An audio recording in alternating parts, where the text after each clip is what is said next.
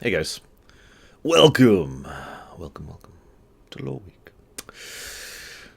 Before we begin, I just want to hit this right off the bat here. A moment of silence for John Hurt, if we could please.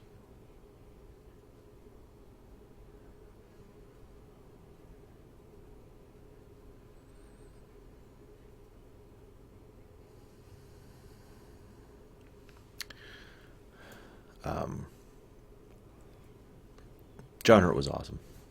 I don't have much to say. I don't have anything big, significant thing to share. He was awesome. Moving on.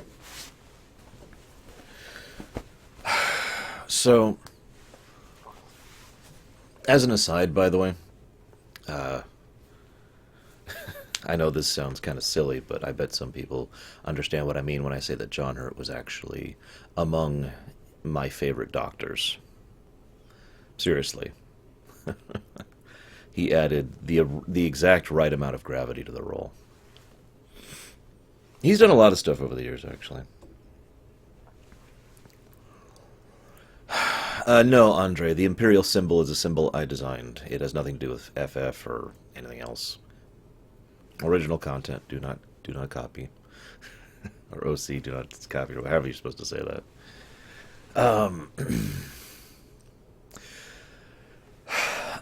So, give you a bit of a heads up here, although, of course, anybody watching on this YouTube will see some stuff right up here. We're going to be talking about a little bit of Star Wars, a couple of announcements that are happening. I'm going to be talking about Pillars of Eternity 2 will last today. The reason being that it's actually impossible for me to really discuss anything about Pillars of Eternity 2 without actually spoiling Pillars of Eternity. So, yeah. So we're going to save that last for anybody who hasn't played through Pillars of Eternity, so that they do not get spoiled. Give me an insight onto the audio volume, please, as ever. I have decided that rather than talk about Mass Effect, even though so many of my people are Mass Effect fans, we will definitely not be talking about Mass Effect today. No, we'll be talking about Mass Effect today. But we'll not be doing that last, again, because of the whole fact that I want to save the spoilers thing for last, to make it most easily avoidable. We'll also be talking about 4 announcements and Star Wars. Audio is good. Fantastic. I think I'm getting better at this. It doesn't help that, so every time I update iTunes, they do something under the hood that changes the way their audio slider works.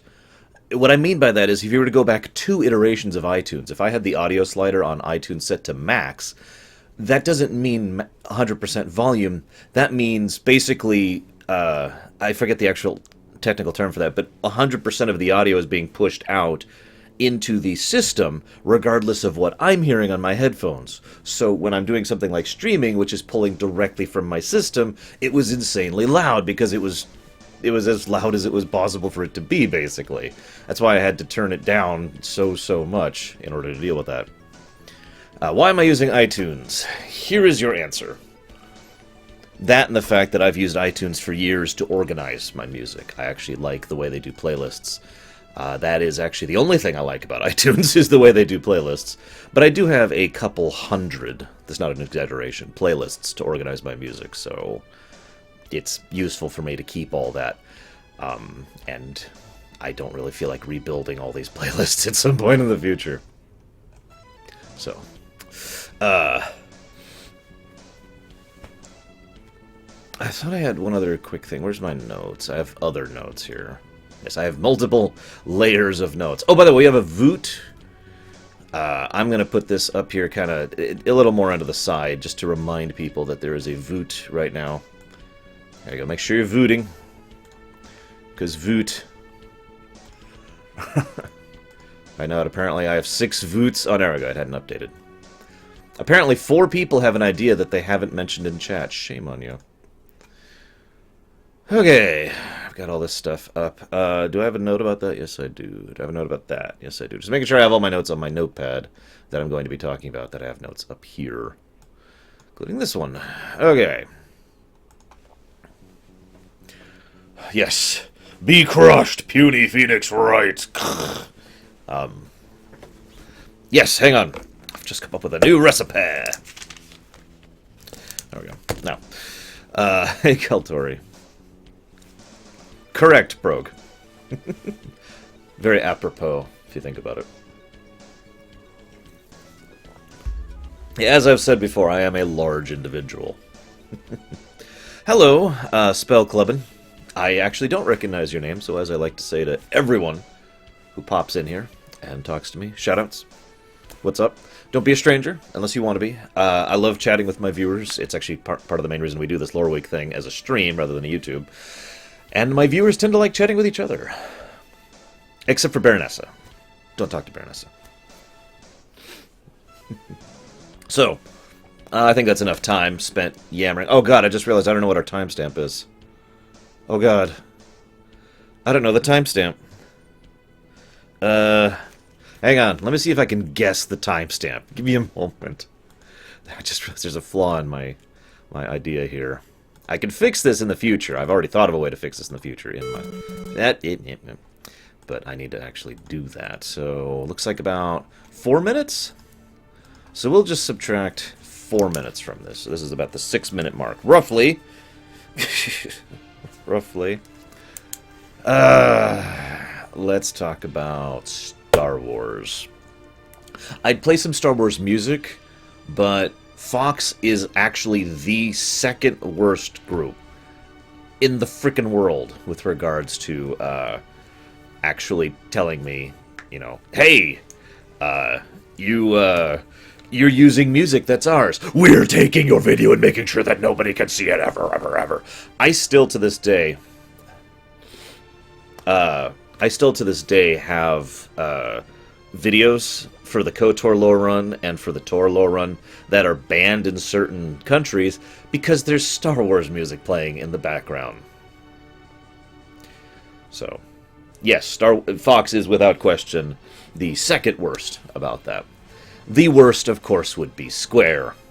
And by Square, I actually mean whatever the company name is. I can't remember their names right now. The people who own that fricking song that have caused me so many damn issues. Excuse me a moment.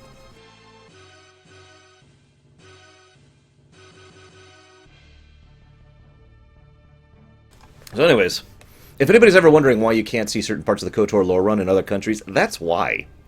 There's also certain parts of the KOTOR lore runs I had to go in and manually mute. Yes, EMI, thank you. And manually mute because they were getting banned everywhere. No, Lord of Mordor, because Nintendo doesn't do that. I have never, not once, had a video shut down or disallowed from being played in a country or disallowed from being played, period, because of Nintendo. What Nintendo does is still terrible, don't mistake me, it's still bad. But what Nintendo does is they actually go in and say, oh, we own the rights to this video. And they claim it for their own ad revenue. They don't shut it down. They don't refuse to allow you to play it in certain countries or in all countries. I'll take Nintendo over Fox or EMI any day of the week. Anyways, I'm sorry, I'm rambling. I'm just going to leave that timestamp as is. Star Wars Episode 8. The Last Jedi. Probably my forum, Valvedrix, or YouTube. I check both of those on an exceptionally regular basis. In fact, I think I'm on the forum right now. Yes, I am. Star Wars The Last Jedi.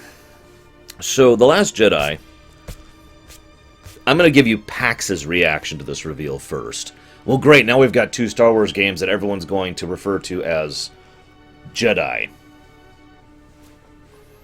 Because we've already got Return of the Jedi, which most people do in common parlance just refer to as Jedi. And now we're going to have The Last Jedi, which is going to be called Jedi. So, let me talk for 30 minutes about what the title means. No, actually, I don't have much to talk about here. To me, the title seems incredibly obvious, but I'm not going to say that yet. I want to see what you guys think about the title first. Because I always call things games, by the way. I always call things games. That's actually a very common habit of mine. If I'm reading a book, I'll say, man, this game is great. Or a TV show or a movie. I usually don't catch myself.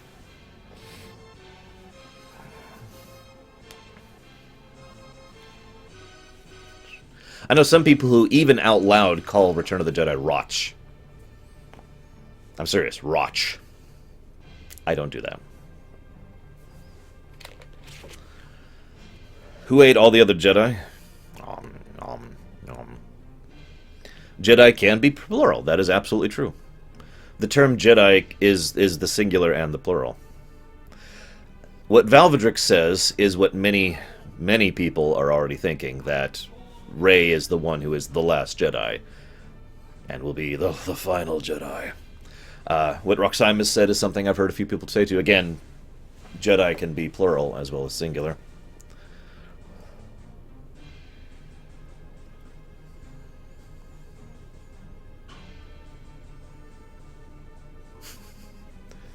That would only be relevant, Chemic, if they planned for that in advance.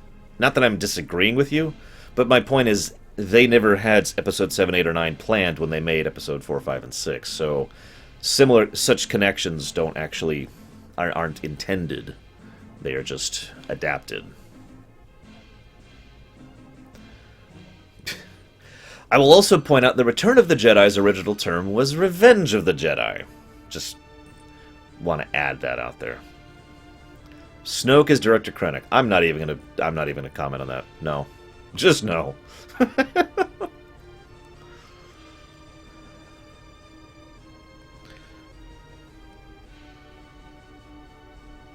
Not really, Valvedrix.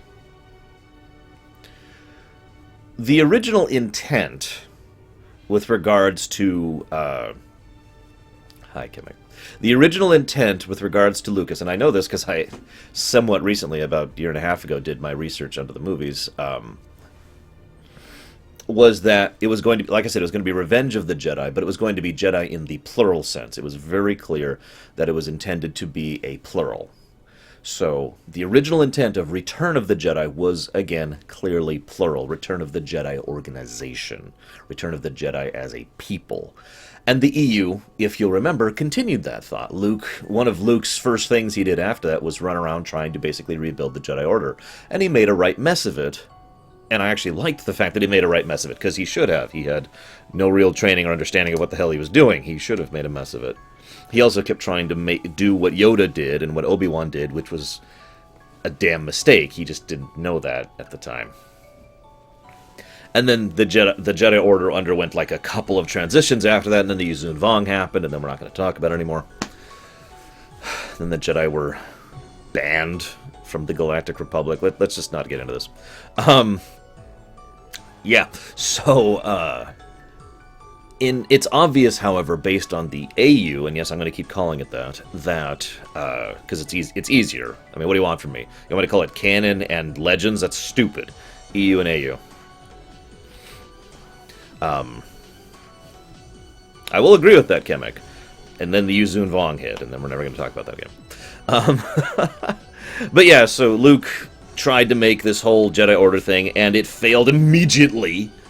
And I mean, like, failed in such a catastrophic way that it's kind of sad when you think about it. I mean, holy crap. Alright, my first generation of new Jedi. Oh god, and it goes to hell immediately. I haven't said my opinion yet. I think The Last Jedi refers to Luke. I think that Luke is the last Jedi. Because, and I really hate to point this out, because this kind of depends on the EU.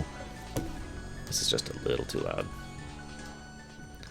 But Jedi has always referred to the organization, not the ability. We have other terms for people who can use the Force. Force sensitives, Force users, light side users, dark side users, etc. Jedi refers to a member of the Order, at whatever point in time it is. It is an organizational title. Jedi Padawan, Jedi Knight, Jedi Master. So I think Luke is... I think it's pretty much the obvious thing. I think that Luke is going to be the last of the Jedi, and that anyone after him, cough, Rey, cough, is going to be part of whatever this new order is. I can't fully disagree with you on that, Chemic. I do think that his exiling himself was a bit much. Although we don't... If I'm not mistaken, unless the books have gone into this, so forgive me my ignorance, because I haven't really read the AU books, because they're not that interesting to me, but we don't know 100% the reasoning behind Luke's exile yet.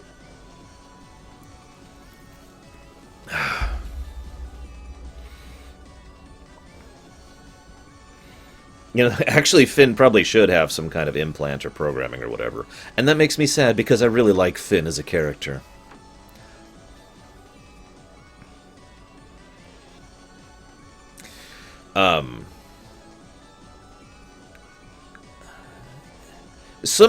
The arguments about Finn being force sensitive or not force sensitive are kind of...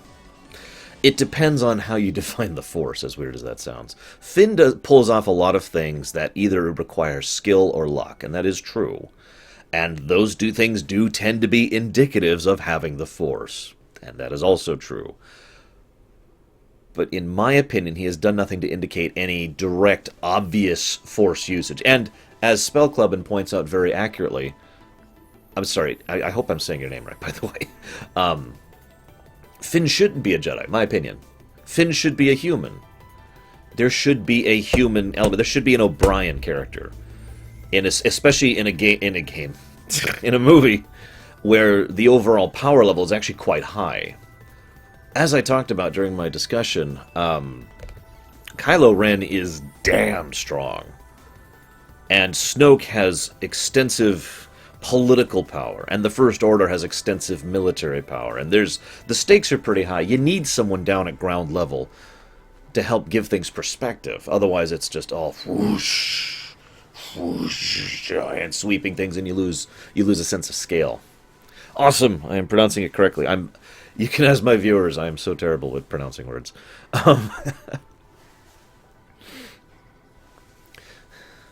I'm guessing most people try to say Spelk-Uben or something like that. Anyways, so, yeah, I personally think Finn, regardless of the arguments and whatnot, from a purely narrative perspective, from the perspective of making a movie, he should be a normal person. By the way, Voot. How many midichlorians does Finn have? See, that's another argument. I talked about this extensively right at the beginning of the KOTOR lore run. I talked about how we don't have a definition for the Force, even to this day. Even the official sources of the EU, even the official sources of the AU, disagree with each other on what the Force actually is. We've never truly defined it. So, if you were to look at the Force as a force, which is in everything, some kind of energy field that surrounds us and binds us, then it's entirely within the realm of feasibility that everyone, to some extent or another, is both influenced by and has some influence on the Force. Not to the level of a Jedi or a Sith or anything like that, just someone who is going along with the current, I guess is the best way I could put that. I agree with that, Mandartin. Is someone who isn't fully aware of what they're doing or how they're doing it, but also isn't Force-sensitive, because the definition of Force-sensitive has always been someone who can reach out and actually intentionally do with the Force. Whereas the theory here being that everyone influences the Force unintentionally, and it's only the people who have the Force sensitivity that can influence the Force directly and intentionally. Do I think Kylo is Rey? No, I do not, Lord of Mordor. I do not think Rey is a Solo.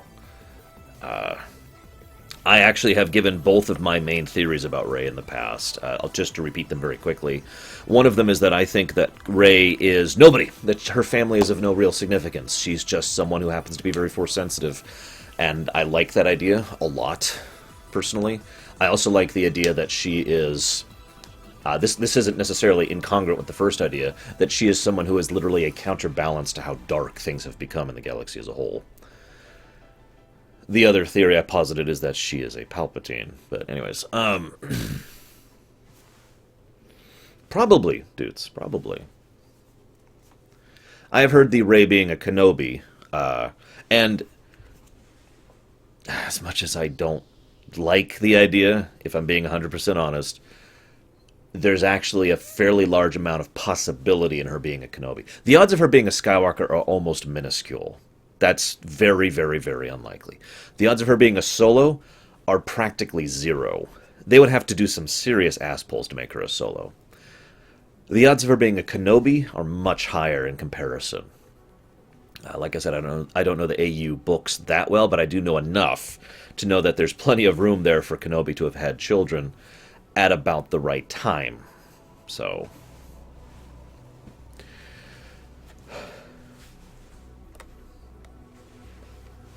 And yeah, also from a narrative perspective, and I've said this before, if she's a Skywalker, they should just say that.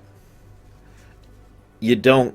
Yeah, if you're going to have a twist and it's going to be the obvious thing, don't pull an Into Darkness. Don't. Don't spend time and money and effort. Oh, you like this one, Andre? Don't spend time and money and effort on trying to make someone this. Make a twist. It's like, oh, you don't know who they are. And the super incredibly obvious answer is what it actually is. Yeah, excuse me, Kenobi's granddaughter. I probably should have clarified. Not Kenobi's daughter. That timeline doesn't line up. But Kenobi's granddaughter, Clone Wars era, to child, to Rey, that timeline does actually line up. I should have clarified that. I apologize.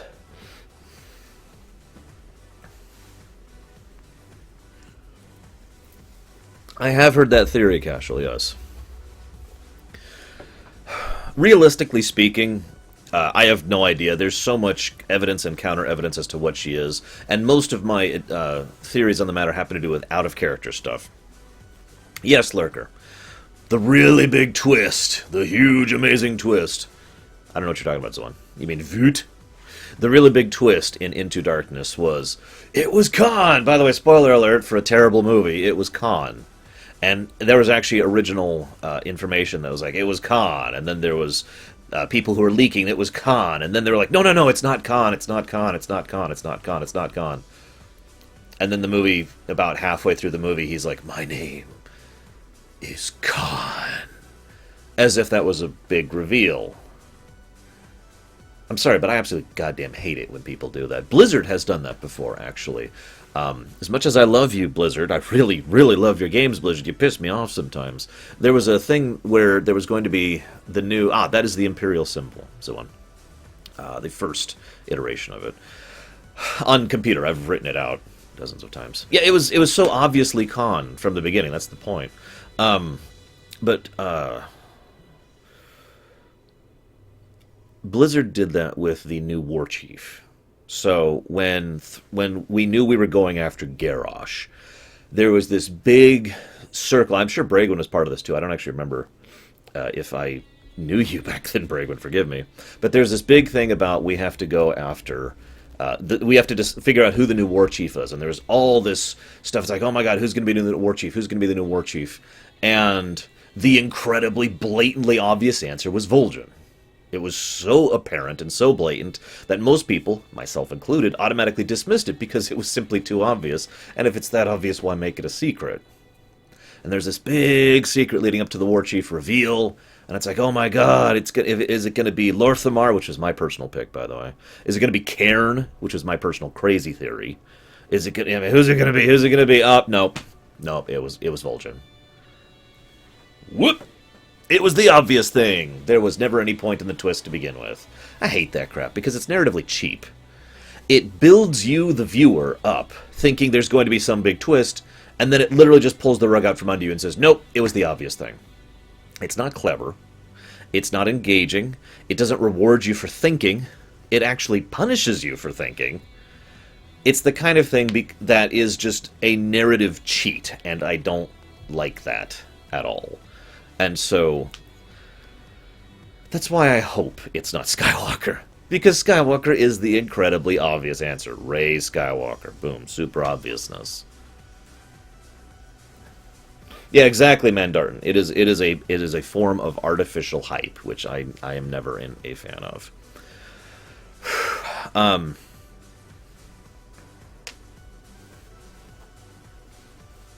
So, anyways. What was the twist in Alien Isolation? I honestly don't remember there being a twist in that game right now. That's my big theory. Or, excuse me, I shouldn't say theory. That's actually incorrect. That is my big want. I want her to be a nobody. I want Rey's family to be irrelevant. I want her to be some character. I want her to be what Skywalker was originally designed to be. What I mean by that, obviously Skywalker does have a destiny thing, and he has fated to be great, and he's got the Skywalker genes and all that stuff. But the original intent of the Skywalker character, excuse me, of the Luke character, let me say this as clearly as I can, was that he was a nobody. He was some random guy from some random pissant planet who rose up to the challenge and then rejected it. It was the classical hero's journey. A nobody rising up to be more than they were. And that's kind of what I would like Rey to be. Really, little Billy. It's obviously Kylo. Oh, the Weyland-Yutani thing. That's different, though, Formosan. Because Alien Isolation didn't spend any effort and time being like, who's the real villain? Oh my god! Next episode, you will find out who the villain is. Alien Isolation didn't do that artificial hype build-up. Alien Isolation didn't do this big, oh my god, it's going to be this horrible person. Who's the one behind this? No effort was really put on that. It was just all of a sudden, oh, by the way, it was Weyland-Yutani all along. And it's like, oh! That's how you do an obvious twist. You don't do any build-up to it whatsoever. It's just, la-da-da-da-da-da-da-da-da-da, and then suddenly, blah. You know?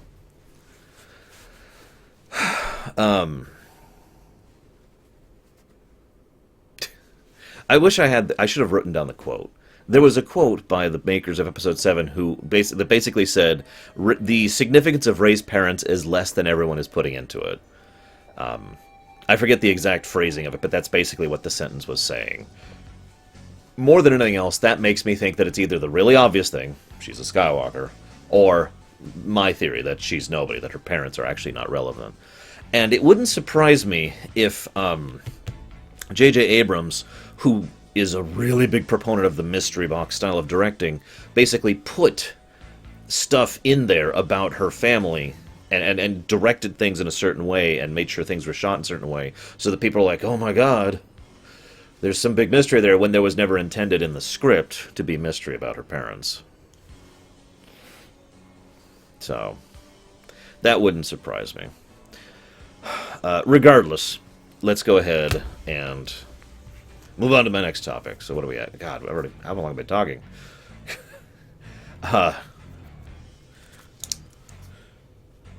So for those of you not aware, Banner Saga 3 is coming out soon. Hopefully, I should say. It's being fan-funded. I actually did a exploration, finally, on Banner Saga 1 just a couple weeks ago. And it took me forever to get there. Because of PC issues. There's also a Banner Saga 2, which continues the story. Banner Saga 3, of course, is intended to be the conclusion of the story. Sorry, Tigzer. What I find interesting and laudable... So I didn't like Banner Saga, not my thing. You know, I don't know if it's coffee or if it's what. It just wasn't my thing. But I will say that I have to give some credence to the makers of Banner Saga, because they're pretty damn interested in making their game rather than making something that will make money. I know that sounds weird, but if you've actually tracked their financial issues, while they have not exactly been bankrupt, the Banner Saga series has not been selling super well. It's actually one of the things they mentioned as to one of the reasons why they're kickstarting yet again in order to get the third game going. I have to applaud them on the idea of them trying, despite the fact that they're not going to make some big amazing game that's going to make waves. I know that a lot of people will think that their particular love child of indie gaming will be the one that'll be the next Minecraft or the next Stardew Valley or whatever, games that have just absolutely, or Undertale, games that have actually exploded in popularity. But Banner Saga has not been in that list, and that is actually kind of a damn shame, as much as I don't care for the game personally. Again, there's a lot of real genuine effort and heart put into it. And honestly, the only thing I really disliked about Banner Saga was the combat. I mean, the Oregon Trail style, choose your own adventure, choices actually affect things in the future, carry forward storyline into the future. I think there's some good stuff there. And the overall storyline is kind of interesting, and there's a lot of good dialogue, and the animation is great. I don't care for the art style, personally, but it is still very well animated. And of course, it is heavily, heavily inspired by Norse. I think it's Norse, actually. I shouldn't say that. One of the mythologies. I mean, there's even the Midgard's for God's sakes. So, woo. I thought I'd just kind of talk about that. It does. I think part of the reason I want to mention this, though, is because there's an ineffable truth about real life. And that's the fact that you can't actually predict success. This actually kind of ties into our previous discussion. Even though certain people did predict that Star Wars was going to be successful, most people didn't. In fact, most people, including George Lucas himself, I might add, predicted that Star Wars would be just another fluff film. It would make its waves, and then that would be the end of it.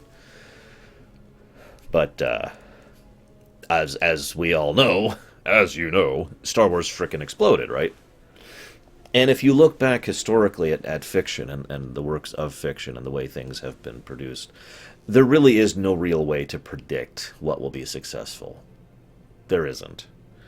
We can predict what might be good. There are ways to predict how something, give a decent, reasonable chance of whether or not it'll be a good game, a good movie, a good book, a good show. But predicting whether it'll be successful is a completely another thing. I have actually come to believe that it is a form of randomness that I can't express because I don't actually have the words. The idea that there is a trillion variables going around through the populace at any given point in time with regards to who's interested in what's culturally accepted here or there, what's on the rise, what's on the downfall, what has just come out, what is about to come out. There's no real way to look at something and say, and take in all those variables and be like, oh, well, obviously, if this is introduced right now, it'll be successful. A lot of these things become obvious in hindsight with the advantage of all the information at our disposal, but that's my point. When we look back historically, it's actually obvious why Star Wars was so successful. Because we could go back and look and see, now we know everything that was happening when Star Wars came out. We know why Star Wars was so successful because we have access to all the information. When you're making something... Yes, Prog. When you're making something, you don't... I did a rumination on Dark Souls, Prog. When you're making something, you don't have access to all the information. You don't have access to all of what's going on in your life now. And so there's a degree of randomness about what actually ends up being successful and what isn't. And I mention this because success is something that matters to certain people. I'll freely admit I am one of those people. I would like to be successful with my show. I am not. I am solvent. I am capable of functioning, and I am very, very, very grateful for this, as I mentioned yesterday. But I am not successful. Looking back, historically speaking, that makes perfect sense. Now with the information I have, looking back at things, it's obvious why I am not successful, but also I could look back and say why it is that I exploded when Mass Effect 3 came out. I was different than everyone else at the time, and I didn't do it on purpose. As I've said many times, I did not go out and say, I'm going to become super popular by being thoughtful and well-reasoned and give my thoughts in my particular idiom. No, I just was like, I was talking with Pax one night about the ending. I was like, you know what, Pax, hang on. Put him on hold. Went and recorded that very first Mass Effect 3 video. And it was just me talking, the way I usually do. And then I uploaded it to my YouTube, and then I walked away from it and didn't look back at it for like 2 or 3 days. And yeah, as Andre points out, what is successful now is not always what's going to be successful then. So, ultimately, my heart goes out to these Banner Saga people. Oh, I'm always scheming, bro. My heart goes out to the Banner Saga people because it feels like something that actually should be, at the very least, niche, successful. And by all accounts, doesn't appear to be. If anything, I could relate them to Obsidian. Think about it for a minute. And that'll be actually related to our thing we'll be talking about at the end here. Obsidian, and I have done a little more research on this matter because of the Pillars of Eternity rumination. Looking back, really, Mentarden? Looking back, Pillars of Eternity was the first time Obsidian was successful. Actually financially successful. And literally saved the company. Obsidian, makers of some of the most amazing games up to that point in time, were not successful until Pillars of Eternity. So, anyways, I don't actually have much else to talk about that. No, I agree with that Lord of Mordor, but you can see why I draw parallels between those two. I don't think that the Banner Saga people are bad developers. I do personally not like the combat. I could actually dissect the combat, and I kind of have, of why I don't like the combat of the Banner Saga series. But I do think there is some real talent and some real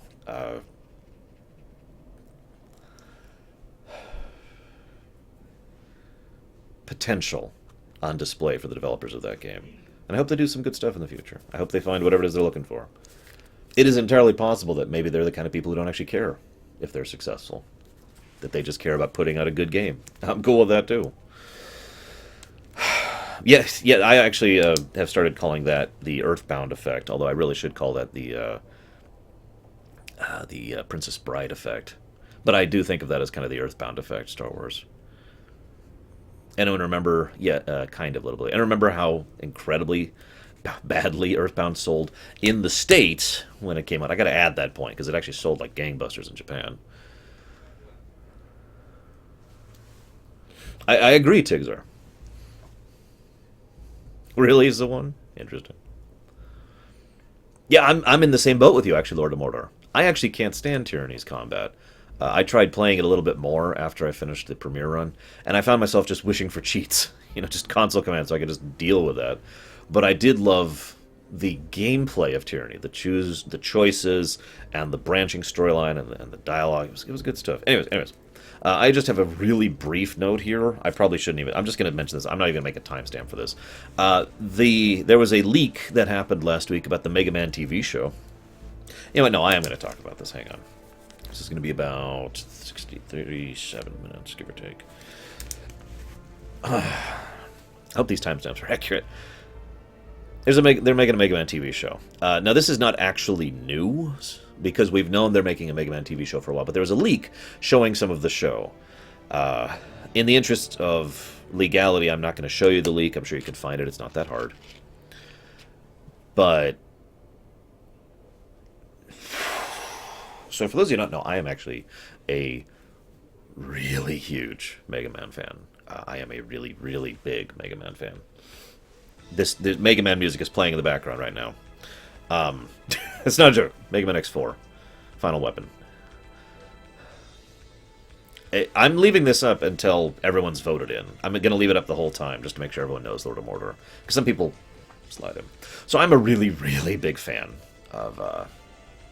really, really big fan of Mega Man in general. And I'm really, really... I want there to be some good Mega Man. As we know, I am one of those people who's lamented the fact that the Mega Man series has basically died. That there hasn't been a Mega Man. That other... Shovel Knight is basically the new Mega Man at this point. It's not even basic, it literally is the new Mega Man. Mighty Number 9 was garbage. Sorry. And... the Lore Punter. Oh my god. And Capcom has not expressed any interest in doing anything with regards to Mega Man.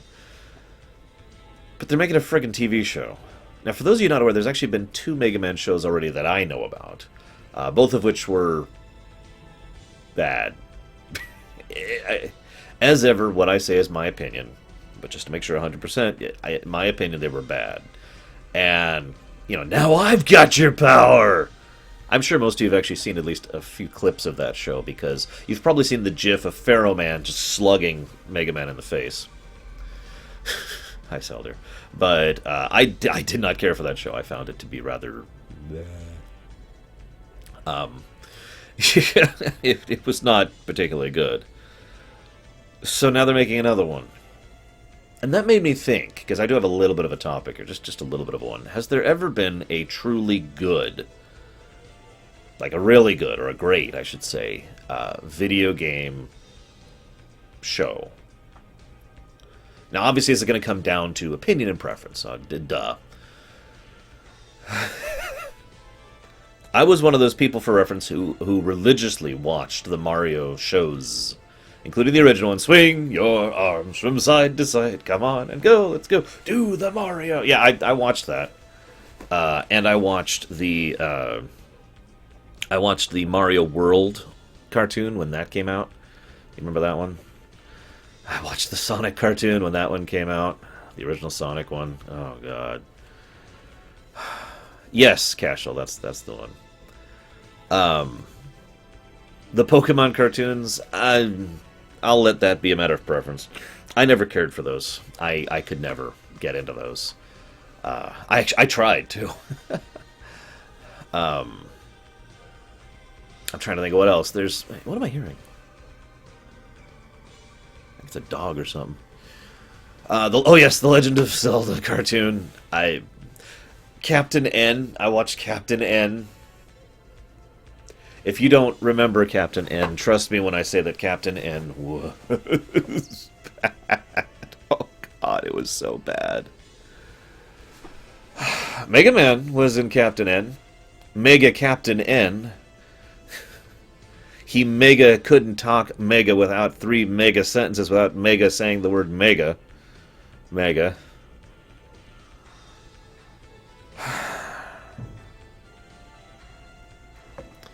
Yeah, honestly, I don't think Pokemon quite counts. As weird as that sounds. Damn Adventures. Anyways, so there probably are exceptions. I just can't think of any person. Oh, by the way, anyone remember the Mortal Kombat show? The Mortal Kombat Kids show? Just think about that sentence if you're not aware of it. There's also the Donkey Kong Country show. I've seen that one.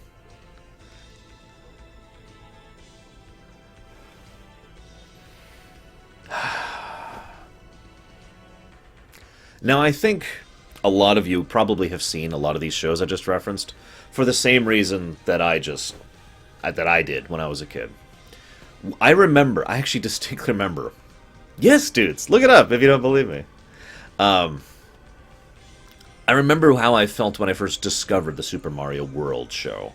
And I was really excited because it was something I liked and another aspect of something that I liked. Seriously, do like a Google image search right now for Donkey Kong Country show. It's bad. No, Bragwin. Just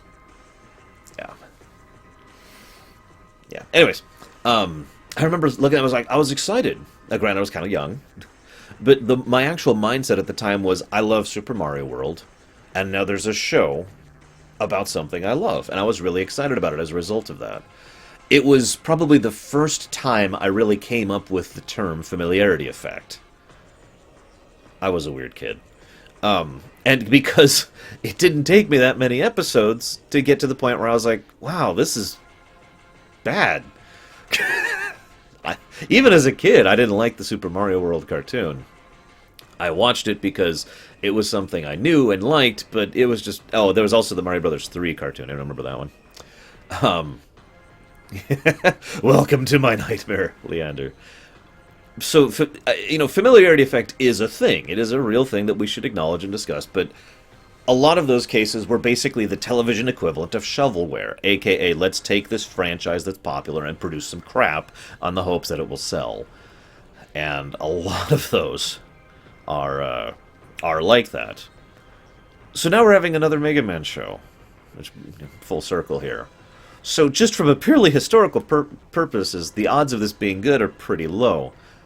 However, I do have to point out that television as a whole has really moved forward. I actually don't know, Tigzar, off the top of my head. We have moved forward a lot in television, in the way television works, in the way television is made. Why am I playing all these boss songs? There we go. In the way television is made, in the way that television is produced, in the way television is digested. Television has moved forward, at least here in the States. I don't know about in other countries. So, for example, I have actually posited the question, would Babylon 5 work if it came out now? That's actually, as weird as that sounds, that's a good question. I'm the boss! I'm the boss! Sorry. But yeah, it's a good question, because Babylon 5, one of the reasons that Babylon 5 was so good was because it was unusual for the time. It was unusual to have a show that had that kind of focus on continuity and long arcs, string continuity specifically, and long arcs, and all the stuff that that Babylon 5 did. Nowadays, that's a little more common. In fact, it's so common, it's basically the new norm. You go back about 20 years, and we were still in the era of the Twilight Zone preference, aka not even having something like or excuse me, 30 years, not even having a series opener or series ender. Let me give you a direct example of what I'm talking about. The final episode of the original series of Star Trek is Turnabout Intruder, which is just another episode, which is kind of a crap episode on top of that. But that was designed. That was the point. Because that's how television worked back then. You wanted any given episode to be able to slot in basically wherever so people could present the episodes in whatever order. It was actually preferred to be anti-string continuity back then. It wasn't until, more in like the late 80s and 90s era that the idea of having a series finale was actually more of a thing. And then we move forward, and you get where I'm going with this. Oh, Leander. We're not friends anymore. No, I'm kidding. And yeah, so yeah, as Star Wars points out, even cartoons have arcs now. Hey Arthas. I have been watching MLP as a result of my niece watching it, and as I think I've commented on before, I cannot help but notice that there's some surprisingly intelligent writing going on in it. A fairly large amount of string continuity, a fairly large amount of character arcs, actually referencing things that happened multiple episodes ago. Not the completely cliched expected things to happen that you'd expect in a cartoon show. And I'm looking at this like, what? But that has, and I have since done a little bit of research into this, that is basically the new norm. So at the very least, it is possible that a new Mega Man show could be actually awesome. That being said, if you feel inclined, please feel free to go and either image search or movie search for the leak of the Mega Man stuff. I really, really don't like the art style. And on top of that, it looks like Mega Man's a normal kid, in addition to being a robot. Like, Mega Man is his I transform into you form. Which I'm really not sure about how to deal with that. No, Shadow Machine. Anyways, I guess I don't actually have anything else to talk about on that. What's our timestamp?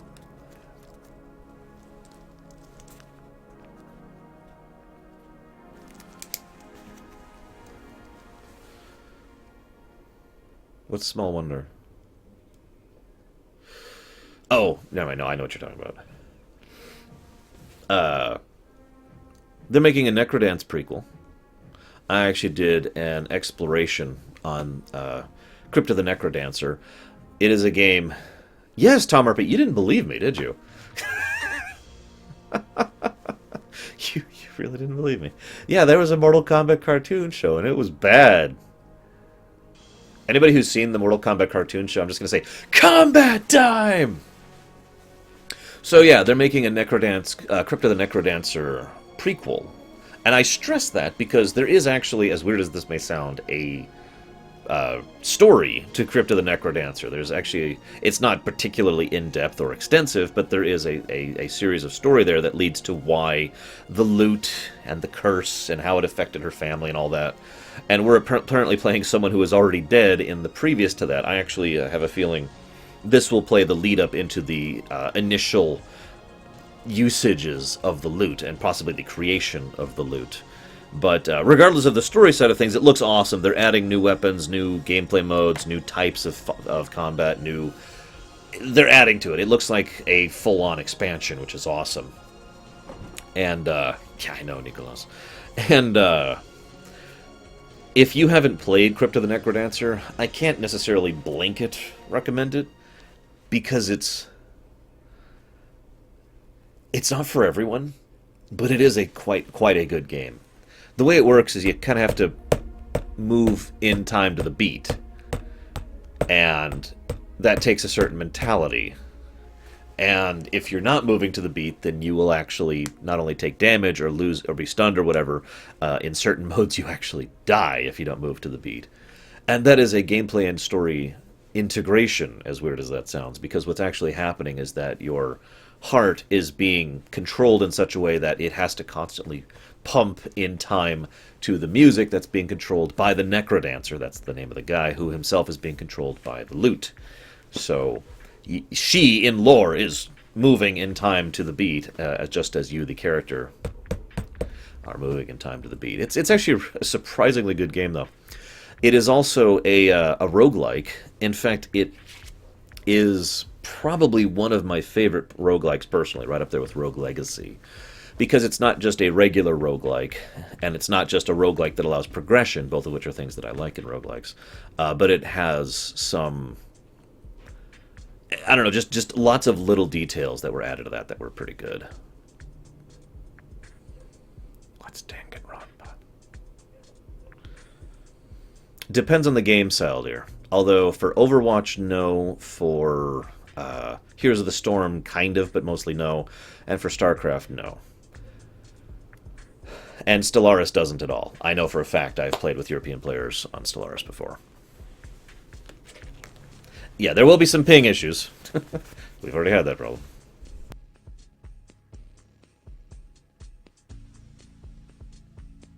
Honestly, though, I can actually summarize why you should play Crypt of the Necrodancer really easily. Give me just a second. You should play Crypt of the Necrodancer because there is a dog barking out there. Woof woof. Because of this.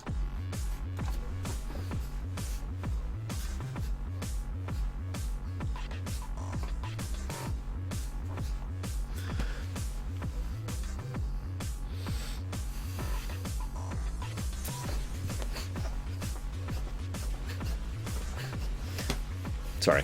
I like the music. It's good music. What do you want from me? The soundtrack is quite good. You can also import your own music. Also, it has its own freaking like it's got mod support, and there's a lot of really good mods for it, including one that basically turns the whole game into Mega Man. It's actually really well done mod. I'm not even kidding. Here's the other good song I like from it. I mean, I like a lot of the songs with it, but... Oh, The Traitor is so awesome. That's right, little Billy. I stopped dancing. I'm dead. I think one of the reasons I wanted to mention this, though, Crypt of the Necrodancer, it's a very unique game. It is so rare I can say that nowadays. This is 2017. I almost said 2016. This is 2017 now. It's been done. Whatever idea you have, whatever concept you have, it's been done. The only thing we can do is try to add variants onto existing ideas. This is a roguelike. A roguelike has been done. It's a roguelike with progression and with polish, which has been done. But it still managed to add that twist of the beat mechanic and the way everything worked with regards to the gameplay, the combat, which added variance to it. And I champion that idea as much as so many of my viewers think that I'm just some guy who constantly wants games that are repeats. You know, I'm such a big proponent of proper remakes, for example, or for doing expansions for older games. We had an entire discussion on that at Loreweek. But I still champion the idea of unique concepts, unique variances to existing to things like this. This was a great game. If for nothing else, I actually bought this game just on the idea that it was a unique premise. I ended up liking it, but I didn't think I would. Hey, Spirit of Memory, what's up? Haven't seen you in a billion years, millions of years. So you should check out the Crypt of the Necrodancer, and you should check out the prequel, because it's good stuff. You should also vote. See, this is why the vote thing is still up. People are still streaming in, as per usual. Oh yeah, by the way, one other thing about the game, which I actually really like. So this song is 2 minutes and 55 seconds long. That is how much time you have to beat the level. The music runs out, and you haven't found the staircase. Well, depending on your game settings, you'll either die, or you'll drop down to the next level. So the music also acts as kind of a timer. And so you're kind of like, okay, I need to... If you start to get used to the music, if you start to get used to the songs, you're like, okay, this is how much time I've got. Okay, it's starting to wrap up. I need to hurry up, you know, that kind of a thing. Hey, Kamaruzko. Voot. Excellent, Malaeus. And so Gary and I got really used to the songs after all, to the point where it's like, okay. And then, song's over. So now we have to deal with that. I like that. Anyways, is Diablo 1 an option? No. So, the location, yes, the levels are typical roguelikes. Everything is randomized each time you go through it. Let me pull up something here, because I forgot to leave this one open. And so, I'm not sure if I want to make a different entry in this. I kind of do. What do you guys think? Should I make a different entry for this? I'm kind of thinking I should. What do you guys think? Fresh meat. Alright, so yeah, I think we'll make a separate entry for this. I think there's something worthy of talking about here. Apocalypse Now is becoming a video game. Hang on, let me switch back to the playlist I had for Rumination, or excuse me, for Loreweek. Let's talk about this. The name of this song is The Darkness Beyond All Dying.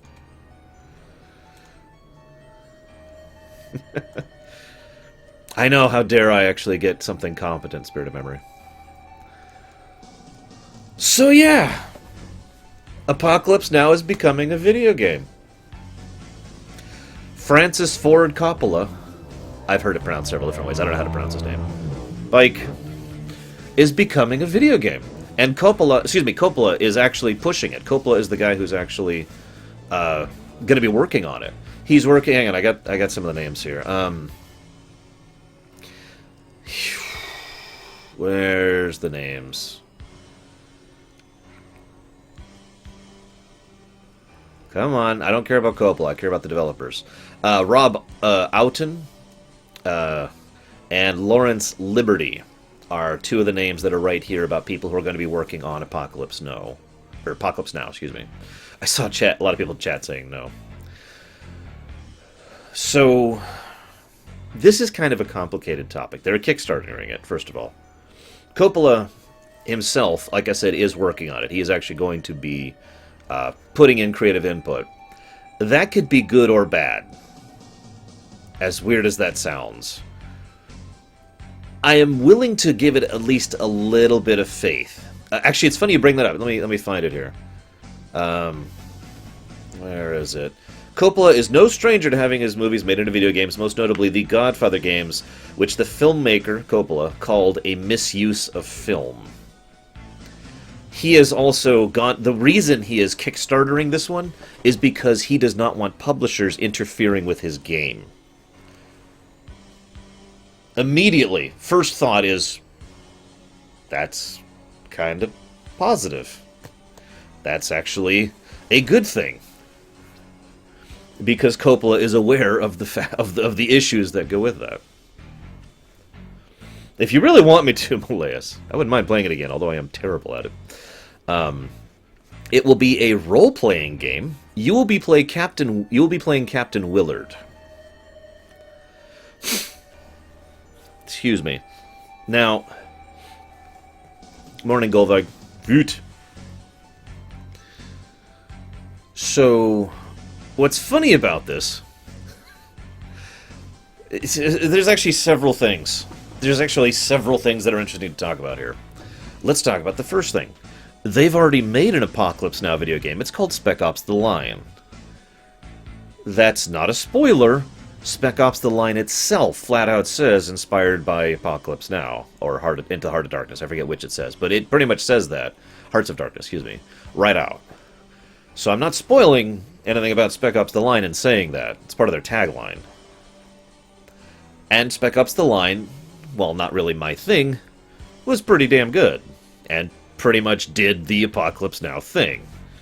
So, But this one's an RPG, as opposed to a shooter. They've actually flat out said, this is not a shooter, this is not going to be a shooter. Second thing I want to talk about is that I have a degree of faith in Coppola, personally. I'm going to just go ahead and say that. As a film geek, I do have more faith and give more credence to Coppola than I do most other directors in film. I think he has done some good damn stuff, and I think he knows several things with regards to how to be a good director. That being said, there is an undeniable reality to film games. I just mentioned the word shovelware earlier. To explain what I mean by that, shovelware, as I usually am defining it, is when you take an existing popular IP and you make a game that's cheap and crap out of it, right? There have been many, many, many occasions of filmmakers descending from on high. I'm going to say it this way because this is how it usually tends to be. Descending from on high. Yeah, by the way, hang on. Where's the poll? I noticed that like 6 people have said I have another idea I'll mention in chat. I have yet to hear any ideas. If you don't say an idea, I mean... Anyways. So, they have descended from on high to the plebeians amongst the video gaming industry and said, we will grace you with our attention. I've actually talked about this just last week with regards to the difference between actors and voice actors. Remember that? And the fact that too much time and money is spent on big-name actors who don't know how to voice act that well, So, it's the same kind of problem. It's the same overall perspective. The movie developers will come down and say, yes, we will make a game like this, and of course they have no frickin' idea how to... Well, why don't we just do... Oh, Overwatch is paid. That's a good point. Does Team Fortress 2 have co-ops on? Europa Universalis 4, I know at least one of my viewers would like that. Possibly only one. No, it's an idea you put forth, Nicolas. Oh, I'm sorry, Grey Wolf. What was it? Getting off topic. So, I know this is going to sound really obvious to most of my viewers, but believe it or not, video games and movies are not the same frickin' thing. I know. It's weird, but it's frickin' true. It is amazing, though, how many times Hollywood producers do not seem to grasp that, and Hollywood directors and Hollywood actors do not actually know how to make a game. There have been many occasions of someone Hollywood coming down and saying, we're going to make this game, it's going to be based on our popular franchise, and it's crap. Because they don't know how to make a game. Because a game is not a movie. Now, I have always had a pet theory that a lot of that is because of the incredible amount of elitism that is in Hollywood. Let me make this clear. That's not... The fact that there's elitism in Hollywood is not an opinion. There is a massive amount of elitism in Hollywood in film design. There is a colossal amount of elitism in film design in Hollywood. And that has been true for decades. That's not new. But it is my opinion that one of the reasons why that so many of these Hollywood people making games tend to turn bad is because of that elitism. Because they look down on something as lowbrow as a game. So, I'm automatically negatively inclined towards this, just because it's a Hollywood game, basically. However, again, Coppola is doing a couple of things correctly in his approach to this. First of all, he has actually had some experience working on games before, so it's not his first rodeo. Second of all, he knows what it's like to have his work fiddled with and have it be tampered. And he wants to actually go... Gotta go to the games! Sorry. He wants to actually make it his own way, which could be a positive or a negative thing, depending on how your perspective is. Then there's the fact that he wants to... He has actually brought in several people who have done some good work in the past. Lawrence Liberty is actually a good example of that. They're also bringing in Josh Sawyer. He's someone who works over at Obsidian in order to work on this. So it's not like they're not putting any real effort into this. It's just... That's weird, little Billy, but cool. It's just that I don't know what to make of this. Now, let me go ahead and give something out here really quick. Apocalypse Now is not a movie I like. As much as I give lots of credits to Francis Coppola, I do not like Apocalypse Now. It is not my thing at all. Uh, Anybody who knows me at all probably wouldn't even be the most remotely surprised by that. I do find it funny that the stuff at the very end by Marlon Brando was unintentional. But I'm going to read my last thing I'm going to say here is the quote. This is a word for word quote from Mr. Coppola. 40 years ago, I set out to make a personal art picture that could hopefully influence generations of viewers for years to come. Pause. I notice he doesn't mention how George Lucas was involved in the making of this film. Unpause. Today I'm joined by new daredevils, a team who want to make an interactive version of Apocalypse Now, where you are Captain Benjamin Willard amidst the harsh backdrop of the Vietnam War. I've been watching video games grow in a meaningful way to tell stories, and I'm excited to explore the possibilities for Apocalypse Now for a new platform and a new generation.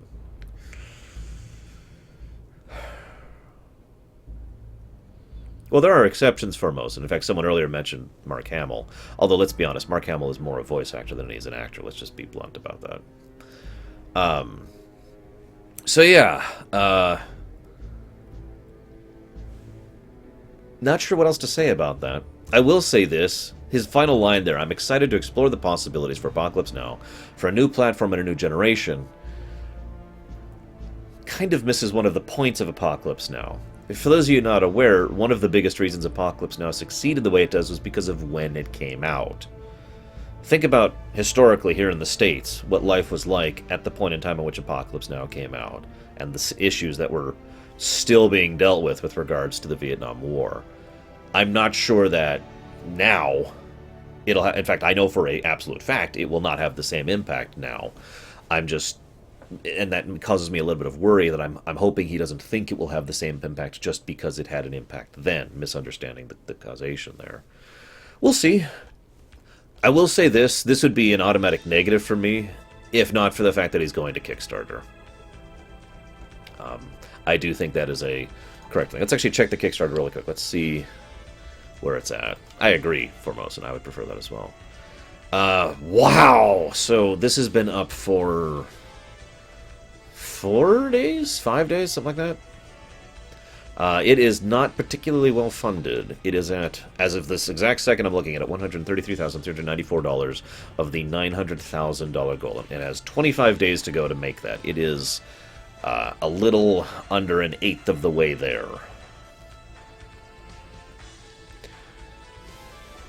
We'll see. We'll see.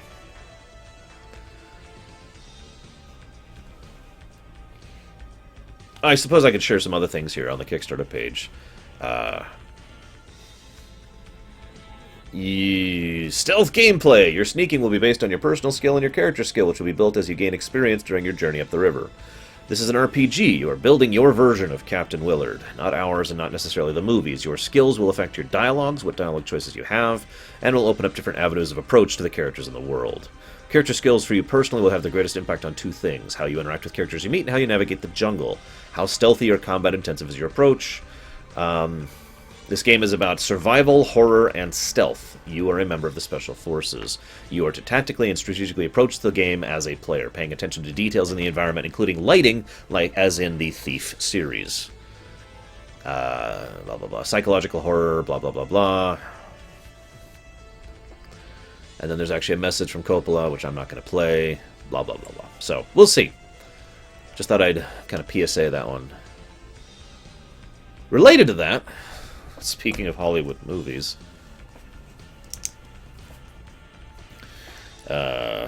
what's my timestamp here?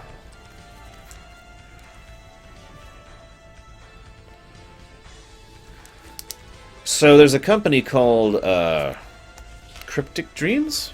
Crystal Dreams? Shoot, I sound like I remember it. I'm apparently very stupid. Crystal Dynamics, excuse me. I'm just an idiot. Crystal Dynamics, which has done some decent stuff in the past. They have made the most recent Tomb Raider series, the Tomb Raider reboots. Just to name one example of something that Galtori could probably tell a little bit more about what Crystal Dynamics has done. They are making an Avengers game. We don't know much about it, or I should say I don't know much about it. There's not a lot of information actually present right now. It is. I'm going to go ahead and read the official message here, which is just marketing speak. It says, the Avengers project is designed for gamers worldwide and will be packed with all the characters, environments, and iconic moments that have thrilled longtime fans of the franchise, which basically says absolutely nothing. This one makes me curious. Features a completely original story. It will introduce a universe gamers can play in for years to come. And that can be interpreted in two different ways. Number one, online thing, kind of like Disney Infinity or an MMO. I don't actually think that's true, though, especially since MMOs are massively on the downswing right now in terms of popularity. What I think is far more likely is what Spell Club had just said. This is going to be a franchise. This is the first of a franchise. Oh, excuse me, Kimmick, I didn't know that. This is going to be the first of a franchise of Avengers games. And they're going to keep making Avengers games, which would be cool. If done well, if they actually did some good stuff there. I have said this before, and I've said this again, we have an astonishingly small number of really, truly great superhero games in the world. I would actually personally say that there's really only one good Superman game that was ever made, and it's called Saints Row 4. And I know that sounds like a joke, but I do mean that sincerely. We have almost never had really good superhero games. There have been a couple. City Heroes, I gotta mention City Heroes. But, yeah, we haven't really done that kind of a thing. I've talked about this before recently. There's just not that many Marvel or DC games that have ever been truly that great. There's the Arkham series, which was amazing. There's, in my opinion, of course. And, of course, the Arkham trilogy, because there's only 3 games in the Arkham series.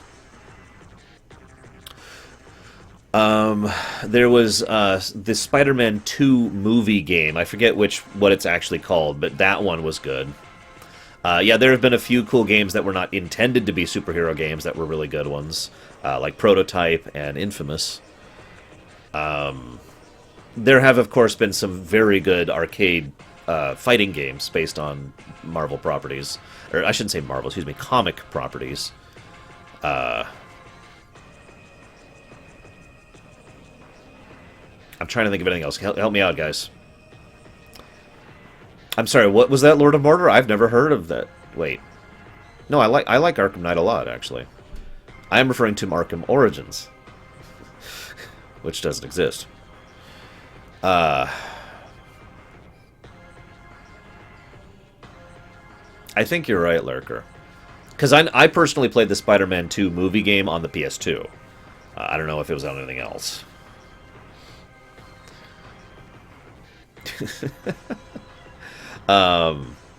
There was also a decent Spider-Man game, Shattered Worlds or something like that, where you play as several of the Spideys across several of the cannons, and it was decent. I mean, it wasn't great. It was actually kind of a bog standard spectacle fighter, but it did have some good humor and it did have some good dialogue. So that was all right. I remember the X-Men Legends ones. They were all right. Shattered Dimensions, thank you. That's what I'm referring to. But they were... I can't call them that good. They were popcorn games at best, I'd say. The Arkham Origins controversy. There's not really a controversy there. Origins was made by a different company than the other 3, and doesn't really fit the other 3 in any way. In fact, I think personally that they shouldn't even call Arkham Origins an Arkham game. That's why I make my statement that there's the Arkham trilogy, as opposed to the fact that then there's Origins, which really is a separate game in basically every way. That's why I make the distinction. Injustice: Gods Amongst Us. I don't know if I could count that as really that great. Just my opinion on that one. The Lego games? No, the Lego games do not count. And hello, Inquisitor Light. I don't quite recognize your name. So if you are new, shoutouts. If you're not new, I apologize for being an idiot and forgetting your name. Anyways, my point is there have been some pretty good comic games over the years, but if you'll notice, most of these are in the same category. We've got a bunch of fighter games, the fighting games. We've got a bunch of beat-em-up games, spectacle fighters, and the Arkham trilogy. I think that's kind of it. We haven't really had a really good superhero RPG. We haven't really had a good superhero RTS or MOBA or first-person thing, or there's a lot of genres that haven't really been dealt with. And again, we've never had a good Superman game, in my opinion. So I'm at least cautiously optimistic.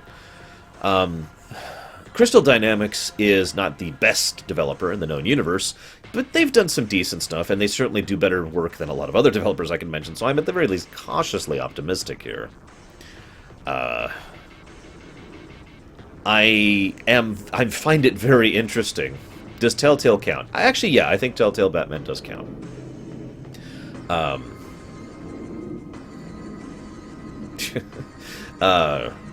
This is what I think is most interesting about this to me. Is that... Oh, true, so was a Prototype, for that matter. Nicholas. So I'll give you that. There's also a third-person shooter in that list. Hey, Fab. What's up? Make sure to voot. There's a voot. Bragwin and Doots and everyone is just linking all the place. I think that's ridiculous and stupid, Venters. I think the teaser is terrible. The fact that they're like, hey, I actually was just talking about this yesterday, actually, when I was talking about why it's unlikely Kingdom Hearts 3 will come out this year. They're already teasing a game that they're not even releasing info on until next year. At least that's their intent. So, we'll see what they do with it. I'm very curious. This is fairly... Yes, thank you, Kimmick. I knew there was another thing I forgot that Crystal Dynamics did. I am at least... So here's the... That's disgusting. I am at least cautiously optimistic, if for no other reason than the fact that it's trying to build the Marvel franchise in the way Disney has been doing. I'm one of those people who really likes the idea of there being television shows that weave into the story of the movies. I'm actually disappointed they basically stopped doing that. Now the shows are just kind of their own thing. I'm a person who doesn't mind that kind of cross-platform connectivity as long as it builds the overall world of the setting better and adds to the overall dynamic of the setting, the MCU in this case. So, who knows what they're actually doing with this. The only thing they've actually teased is that Hulk, Iron Man, Cap, I think that was it, actually, are going to be present in it. And that's about all the information we know. Oh, excuse me, and Thor. Forgot about him. So, we'll see. I have no idea what that's going to be or how that's going to be or anything. Alright, now to kill Doots. Would you prefer to be strangled or flossed to death? Yes, I know, Lord of Mordor. That's kind of what I just said.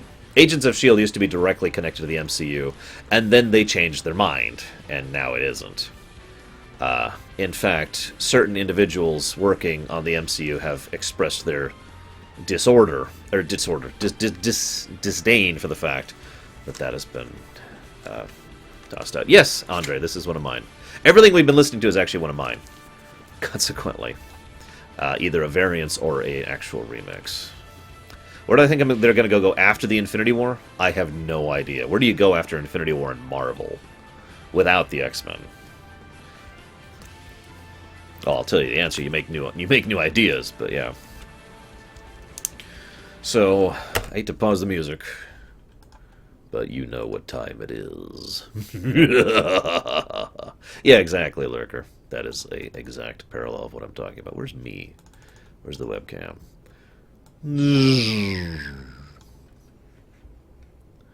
Aha! Spirit, I knew it.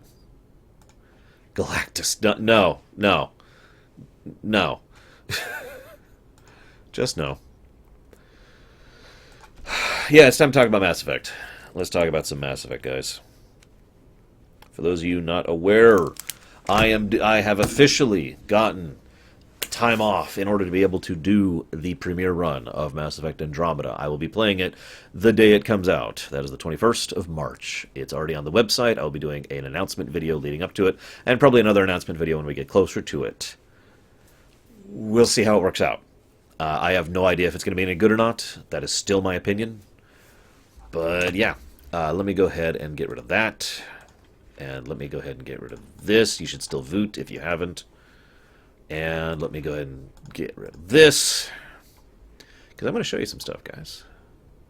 First thing I'm going to show you, though, is a dog. No, is actually the cinematic trailer. Is that our golden world? That's Habitat 7. New Earth, if we're lucky. We're marooned. 20,000 souls adrift at sea. When the power runs out, and stays out, we need to know if that's safe harbor. Shuttle 2, taking your lead. Good luck, Pathfinder team. All stop, now! Oh my god. Get us out of here. They've got us pinned against the Scourge. I am Arkham. Surrender or burn. Please, you're not really going out there on your own. We're explorers. Not an army. Sure, we've been outplayed. The Archon is a master of his game. We're about to change the rules. He's a human from another galaxy. A Pathfinder. I don't need an army. I've got a Krogan. Go right, it'll be fun. This is exactly why we came. Cover's blown, run! They want to fight? We'll give it to them! We're breaking! Keep it up!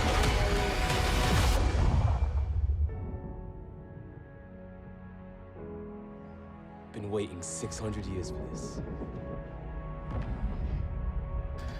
Well, I don't think it's been that long.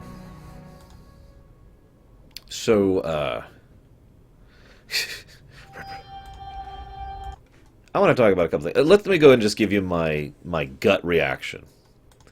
Generic sci-fi action flick. Okay, there's my gut reaction. You see that kind of woven web thing in the background? That's what they're shooting out of here. Right here at the end. Don't actually know what it is, just thought I'd point out that connection. For those of you who missed it, we have a female Turian.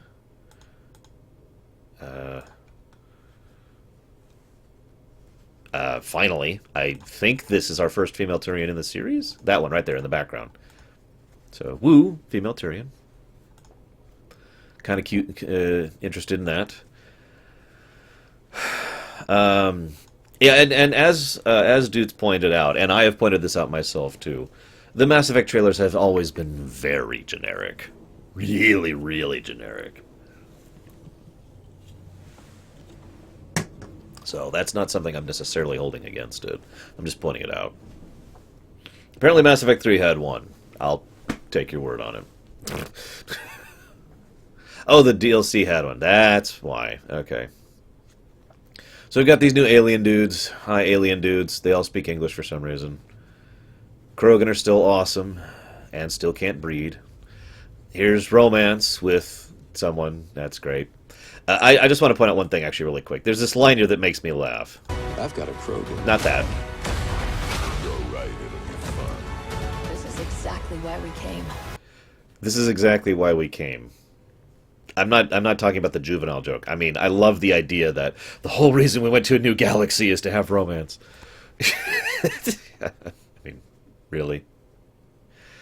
There's a lot of shots of things that are intended to draw your attention to Mass Effect iconic things like the assault rifle there, just to name one example.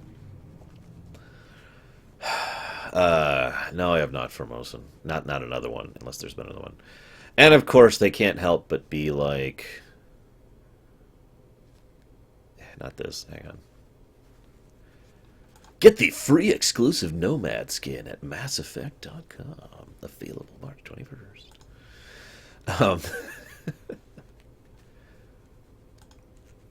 Remember, N7 for life, yo. So, of course, the only real thing to discuss here, the only thing that they actually introduce, as far as what I care about in this, is this guy.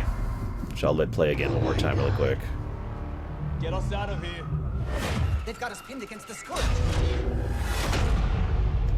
I am Archon. Surrender or burn. So, that's the new bad guy. That's the new Soren, if you will. I can't talk that much about him. There's not much to say, because we know almost nothing. We know his name is Archon, or his title is Archon. He's got a deep voice, and he apparently is a psionic, or excuse me, a biotic, wrong setting, a biotic, and that's it. He's the bad guy. I actually do want to talk about this just a little bit much, just for a second here. Boom. I just want to talk about this for just a moment, because there have been a lot of differing perspectives with regards to whether or not there should be a name, a face villain or not. To explain what I mean by that, there's a difference between a villain which is an organization, or a villain which is a... No, Brogue. A villain which... Oh my god, he's the Great Biotic Wind. It's right there, guys. A villain which is an organization, or a villain which is an ideology, or something like that, versus a villain which is an individual. Now, I know that sounds like a duh thing, but writing those two things when it comes to writing is such a completely different animal, and a lot of people involved in developing games, movies, books, etc., think that there has to be an individual villain. There has to be a face that you can put on as an antagonist. In some cases, in my opinion, that has led to things which are not great. In other words, that it detracts from the overall fictional work, because the actual villain, as far as the narrative goes, is insert organization A, but then there's this one guy who's always the face of it, you know? Sometimes that can be done well. Sometimes that is not done well. And I feel like that adherence to the idea that there has to be an individual villain has caused some problems in the past. I mention that because, to me, I find myself wondering why there needs to be an individual villain in this game. Again, as I think I've said before, I am negatively biased towards this game. I'm going to be honest about it. But, I don't think there needs to be a character like this in Andromeda. Because I think that the villain of Andromeda should be the setting, basically. If you came to me and said, all right, let's go ahead and make Andromeda, and gave me the premise, I would say, got it, okay, so we're going to have this terrible, hostile setting, different factions warring against each other, different animals and creatures, and just the literal environment, and that's going to be our antagonist, and that's going to be the stuff that's going to be pushing against us, and we're going to have to try and survive and endure. We have an antagonist, it's Andromeda itself. That's my opinion on the matter. But even if we weren't to do that, even if you want to have an antagonist, which, by the way, not every story needs an antagonist. I'm just saying, you don't need a big villain to make a game or a story or a book. But Progue is pointing out something that could be possible. This could just be one of the antagonists. That's actually something that I was about to actually just say. It's entirely possible Archon is just a leader of one of the factions, and that there are other antagonists amongst the other factions, and some of them might become allies, and some of them might, it might be like, if you pick this guy, that guy will be against you, but if you pick this guy, that guy will be against you. That's cool. I'm with that. I like that idea. Because that would still be part of Andromeda being the villain mindset. We may have a face, but it's not the face of the bad guy. It's a face of a character who happens to be involved in the world, in the setting, and that would be okay. Now, let's be honest with ourselves. This guy's probably the bad guy. He's probably the big, he's the next Soren, or the next Harbinger. Harbinger? Yes, Harbinger, I said that right. Or the next I don't know what else, actually.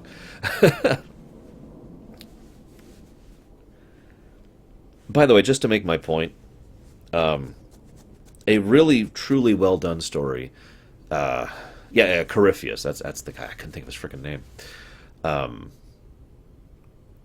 Dragon Age Origins had a bad guy who was an individual. In fact, it technically had 3. But that's my point. That's exactly what I'm saying kind of should be happening in Andromeda. So let me just actually say this as bluntly as I can. There was no the bad guy, the one bad guy of Dragon Age Origins. There were multiple characters. Some of them were evil, some of them were not. Some of them were many of them were antagonists, but there was no one main villain of Dragon Age Origins. Loghain was built up to be the main villain, but anyone who's played through the game knows that Loghain was not actually the main villain.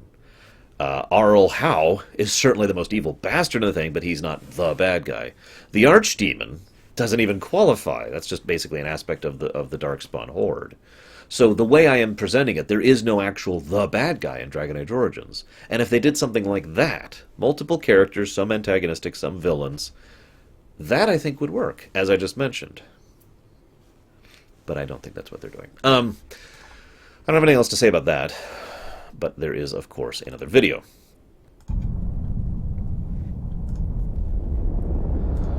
Nobody knows for certain what awaits us in Andromeda. Though our long-range scans have provided a map, there are no guarantees on a voyage that will take us 2.5 million light-years away from home.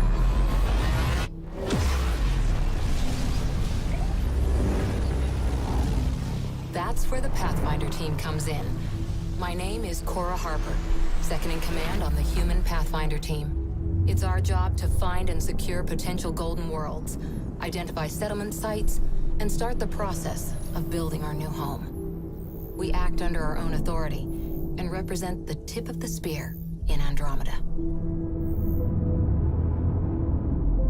Every arc has its own team, and every team has its own Pathfinder. Senior mission officers, experts in survival, diplomacy, and if that fails, combat.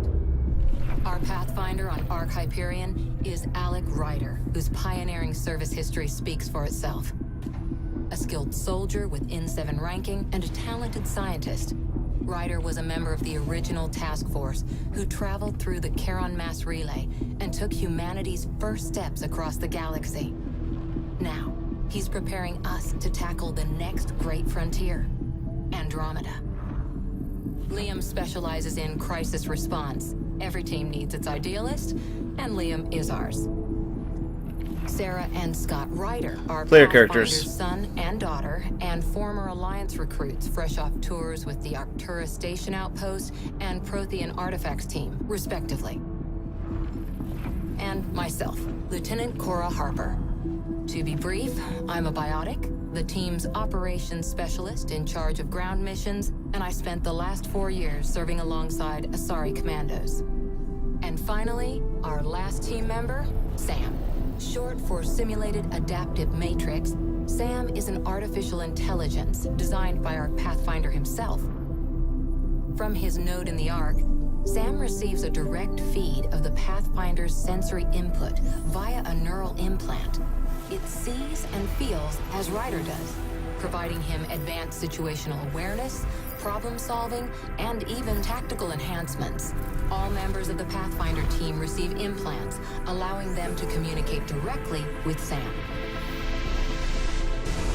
The individuals who make up this team are everything the Andromeda Initiative represents.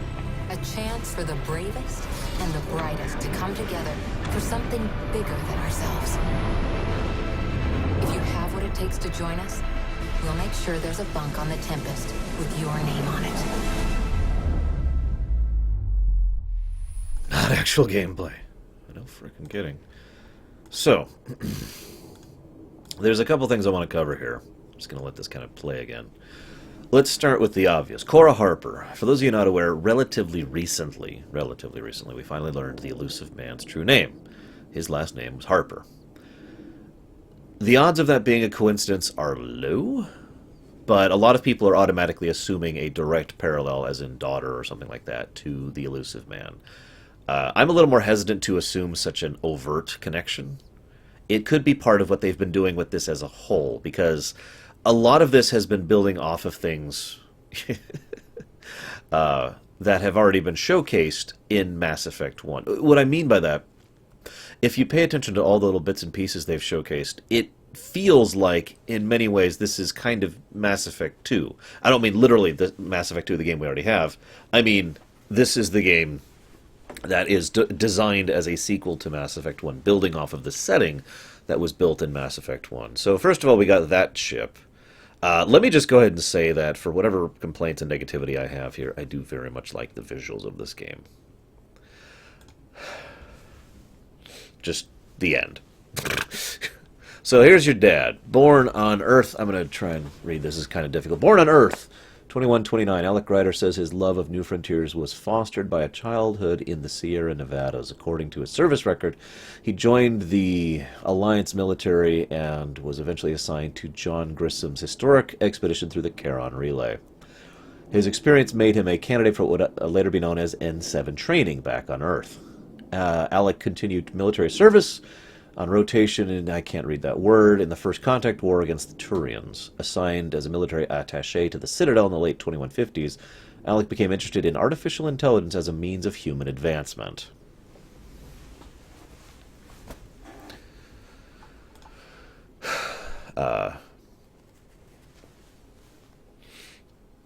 Human crew, but we'll have alien comrades, at least here or there.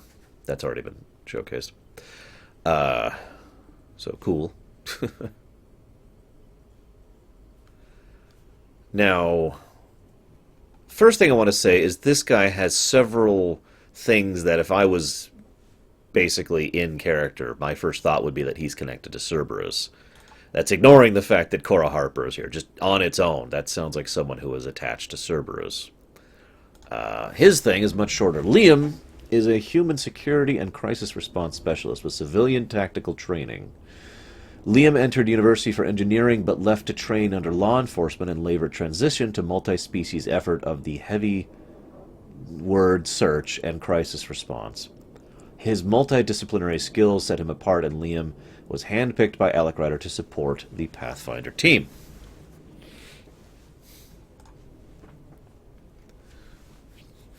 Nose. And then, of course, there's the player characters. I'm not going to read this. This is just kind of exactly what you'd imagine here. There's nothing really significant here. It's just there's our player characters. I can't stand their default faces, but of course I can't. I actually don't like the default femme or male shepherd faces either, so that's not really saying anything. Heavy urban search? I'll believe you. Come on, move on. And then, of course, Miss Harper. A human biotic and formerly an officer of the Systems Alliance military, transferred to the Citadel Council's Valkyrie program, a subset of the Interspecies Military Integration Plan, and placed under the command of the unit Something's Daughters. Cora's Huntress training and biotic capacity made her a candidate for Alec Ryder's second-in-command and warranted his successor on Pathfinder. So, what's biotic? A mage.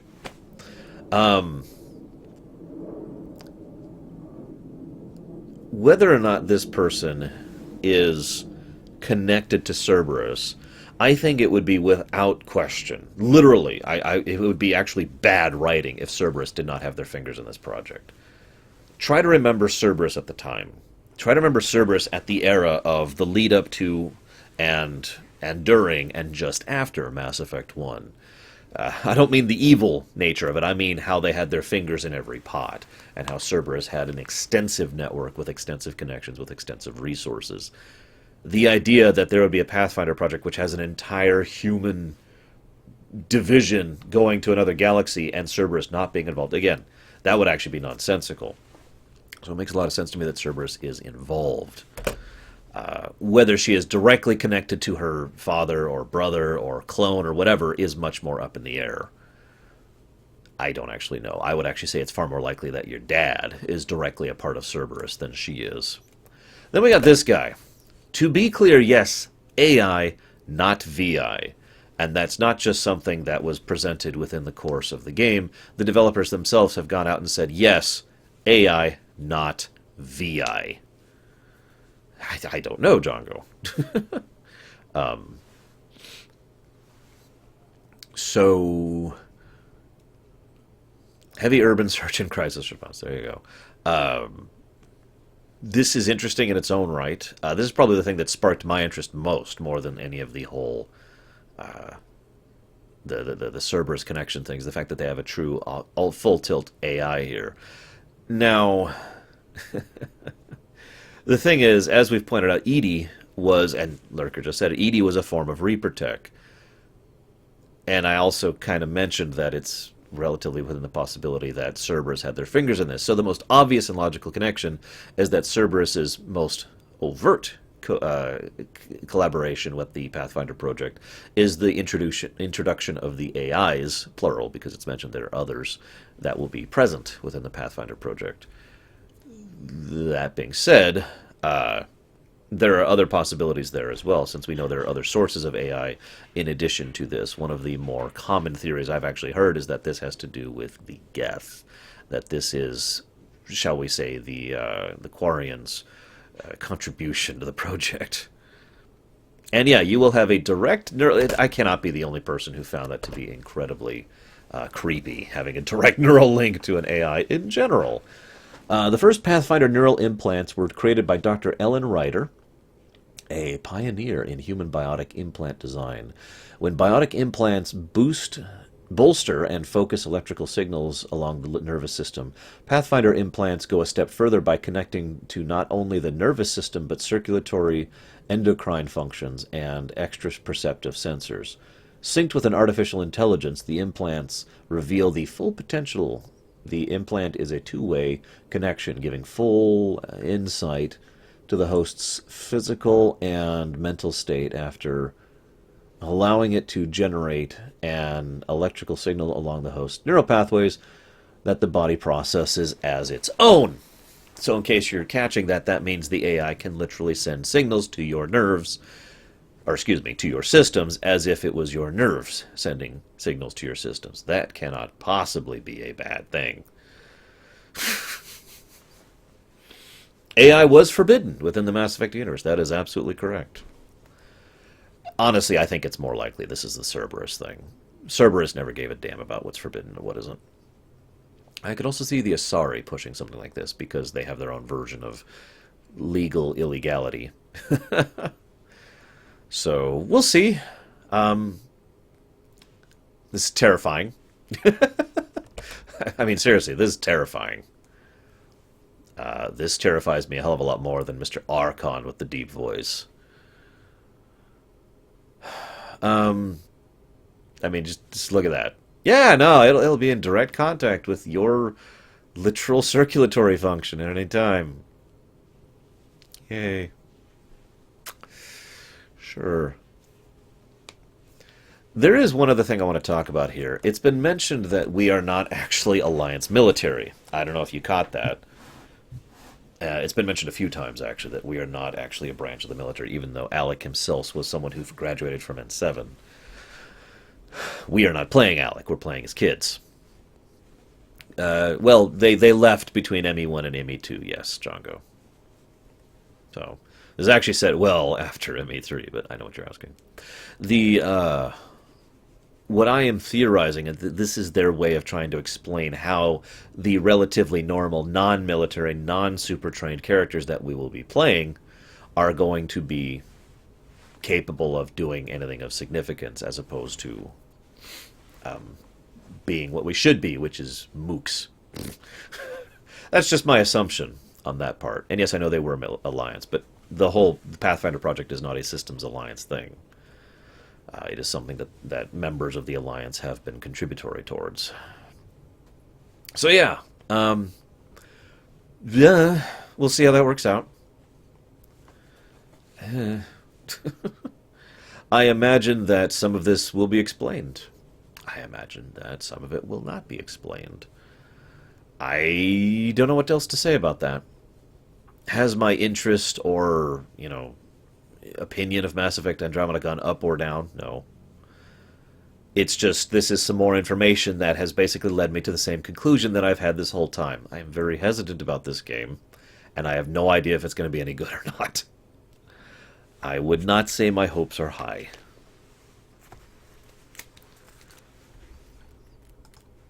So, my last thing, it's actually, I hate doing this last, kind of, because I only have a couple of things to say. Raw! But, my very last thing I want to talk about is actually somewhat simple and basic when you get down to it, and that is something that I need to make a timestamp for. There will be spoilers in this thing. That's why we're doing this last. 1:45, and my pen is running out of ink. I take too many notes. I want to talk about Pillars of Eternity 2. Dun, dun, dun. Who here wants to talk about Pillars of Eternity 2?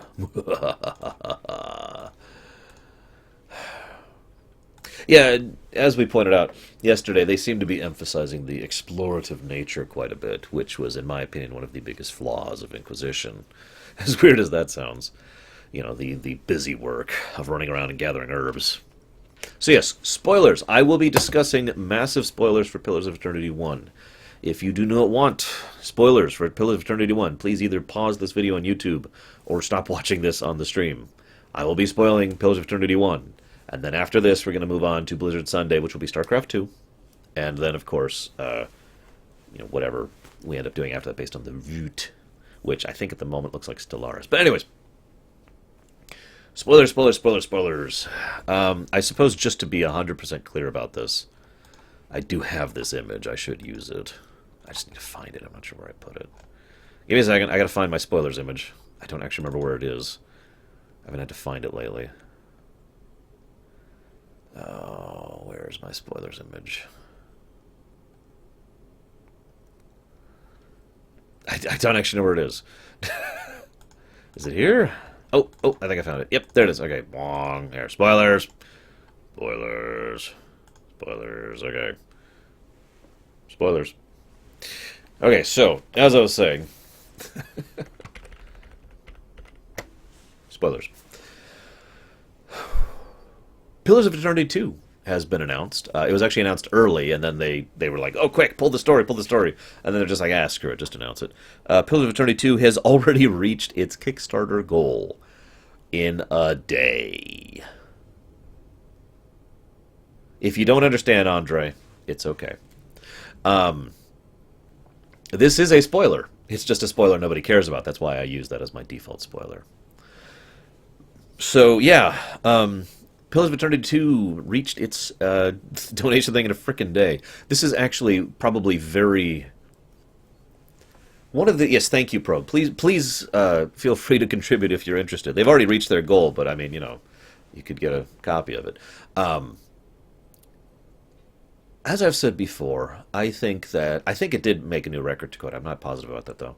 I've said before that I feel so bad for Obsidian. Hi, War Wager. Spoilers for Pillars of Eternity 1. Because they do such great work, and they've always been so crap. Like, they have literally been in threat of bankruptcy more than once and spit on financially. I am one of those really, really, really weird people who likes it when someone does something good and therefore should be rewarded for that rather than doing something good and being punished for it. Now, of course, the gray line there is that, well, then people will only do good to be rewarded for it. And the idea of doing good is that you should be doing good to do good. That's how that works, mentality-wise. But I still very firmly believe in the idea of doing something and being rewarded for it. You put out a damn good game, I think you should get the success that goes with that. KOTOR 2, just to name the most basic example that exists, is a freaking amazing game, and they were not rewarded for that effort. So, Pillars of Eternity 1 was the massive success story of Obsidian. It is the reason Obsidian is still here and did not fall into bankruptcy. They were actually one step away from bankruptcy. They were literally already starting the paperwork. There's actually a video up right now that you can watch. It's kind of long. That talks about how Pillars of Eternity 1 and the initial Kickstarter literally saved Obsidian as a company. If you're interested in learning more there, I'm not going to go into details. But they were one step away from bankruptcy when the Kickstarter for Pillars of Eternity 1 completely salvaged everything and allowed Obsidian to keep functioning as a company. I have no idea how well their games have been selling after Pillars of Eternity 1, but nevertheless, it's awesome to see that continuing. I also want to say I frickin' called it. I heard a lot of people, including my own viewers, saying, "Oh my God, it's going to be a new Fallout game." That because they started doing these random tweets. I actually talked about this last week, and I was like, "Swoot, there's going to be these and everyone's like, "Oh my God, it's going to be a new Fallout game," and I'm like, "No, it's not, guys. It's going to be a new Pillars of Eternity." Called it. Pillars of Eternity 2. So, this is a direct sequel to Pillars of Eternity. It is actually going to involve save game carry-through, so several of the flags of choices you make in Pillars of Eternity 1 will matter in Pillars of Eternity 2. It will also try to, in the words of the developers, take into account more of your choices. Where is it? Give me just a sec. You know what? I'll just go down the list of their own page here. So we're going to go going across Deadfire. It's the name of the game, Pillars of Eternity 2 Deadfire. The people of Deadfire have their own jobs and lives and appointments to keep. So we've got the Oblivion thing going on with the schedule. Make fun of Oblivion all you want, but that's a good thing. Some familiar faces will be returning, and we have, let's see, we've got Adir, Bird Lady, I can't even remember her name, the Bird Paladin, and Athos? No, that's the wrong guy. I can't remember him. It's like the normal guy, the Bird Paladin, and the mage who is a former Leaden Key. I can't think of their names because I'm terrible. I just a rumination on this friggin' name. But they're all going to be returning, and possibly a few others carrying. Their companions will be tied in with the fate of Athos, and the Deadfire will change based on the player's choice over the course of the story. There will be what they call, enhanced reactivity. Continue the story as you began in The Watcher of Cadnua, and see how your decisions and actions in Direwood persist in Deadfire. That's the carry forward thing I mentioned. They will have dynamic environments with dynamic weather, rains, winds, and sandstorms. Cool. New dynamic lighting and shadows, new revised spells and ability, new visual work, more scripted interactions that that let you easily choose who from your party participates in a new interface for inventory and dialogue, new creatures, blah blah blah. They are the Kickstarter is mostly to help polish the game. The game itself, most of its work was already done because it's built on the Pillars of Eternity engine, as well as the work they've already done with Tyranny. They're going to be adding some things for multi-classing to allow you to change your class as you're going through it. Blah, blah, blah. Cool. Why is it on Fig? Legal reasons. Actually, Tom RP literally just answered that question. Funding given to Fig is classified legally as a gift, so they don't have to actually uphold any particular agreements or anything, unlike Kickstarter, which actually functions a little bit differently. Fig is ironically both better and worse than Kickstarter. It depends entirely on the group involved. There are 26 days left. I in no way think that they're going to try and use Fig as a cheat. I don't think they're going to try and rip money out of people. Duh. That being said, some of this stuff does make them raise an eyebrow. For example, I mentioned recently how nice it would be to be able to donate enough money to one of these Kickstarters to be in the game as the lore runner. All I have to do is donate $1,500.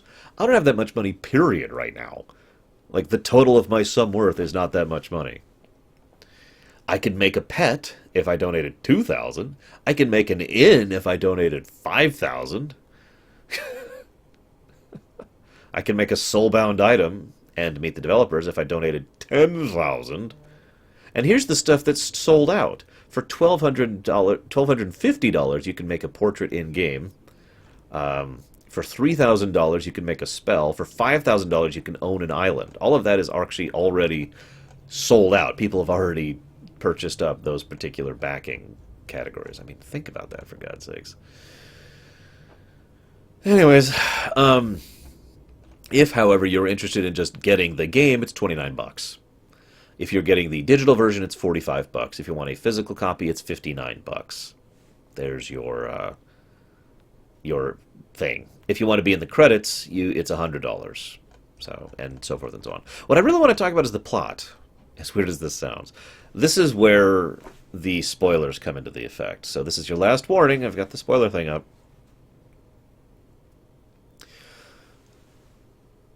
Okay, this is it. This is the big spoiler. Okay, so for those of you not aware, there are no gods, there's no deities in the Pillars of Eternity setting.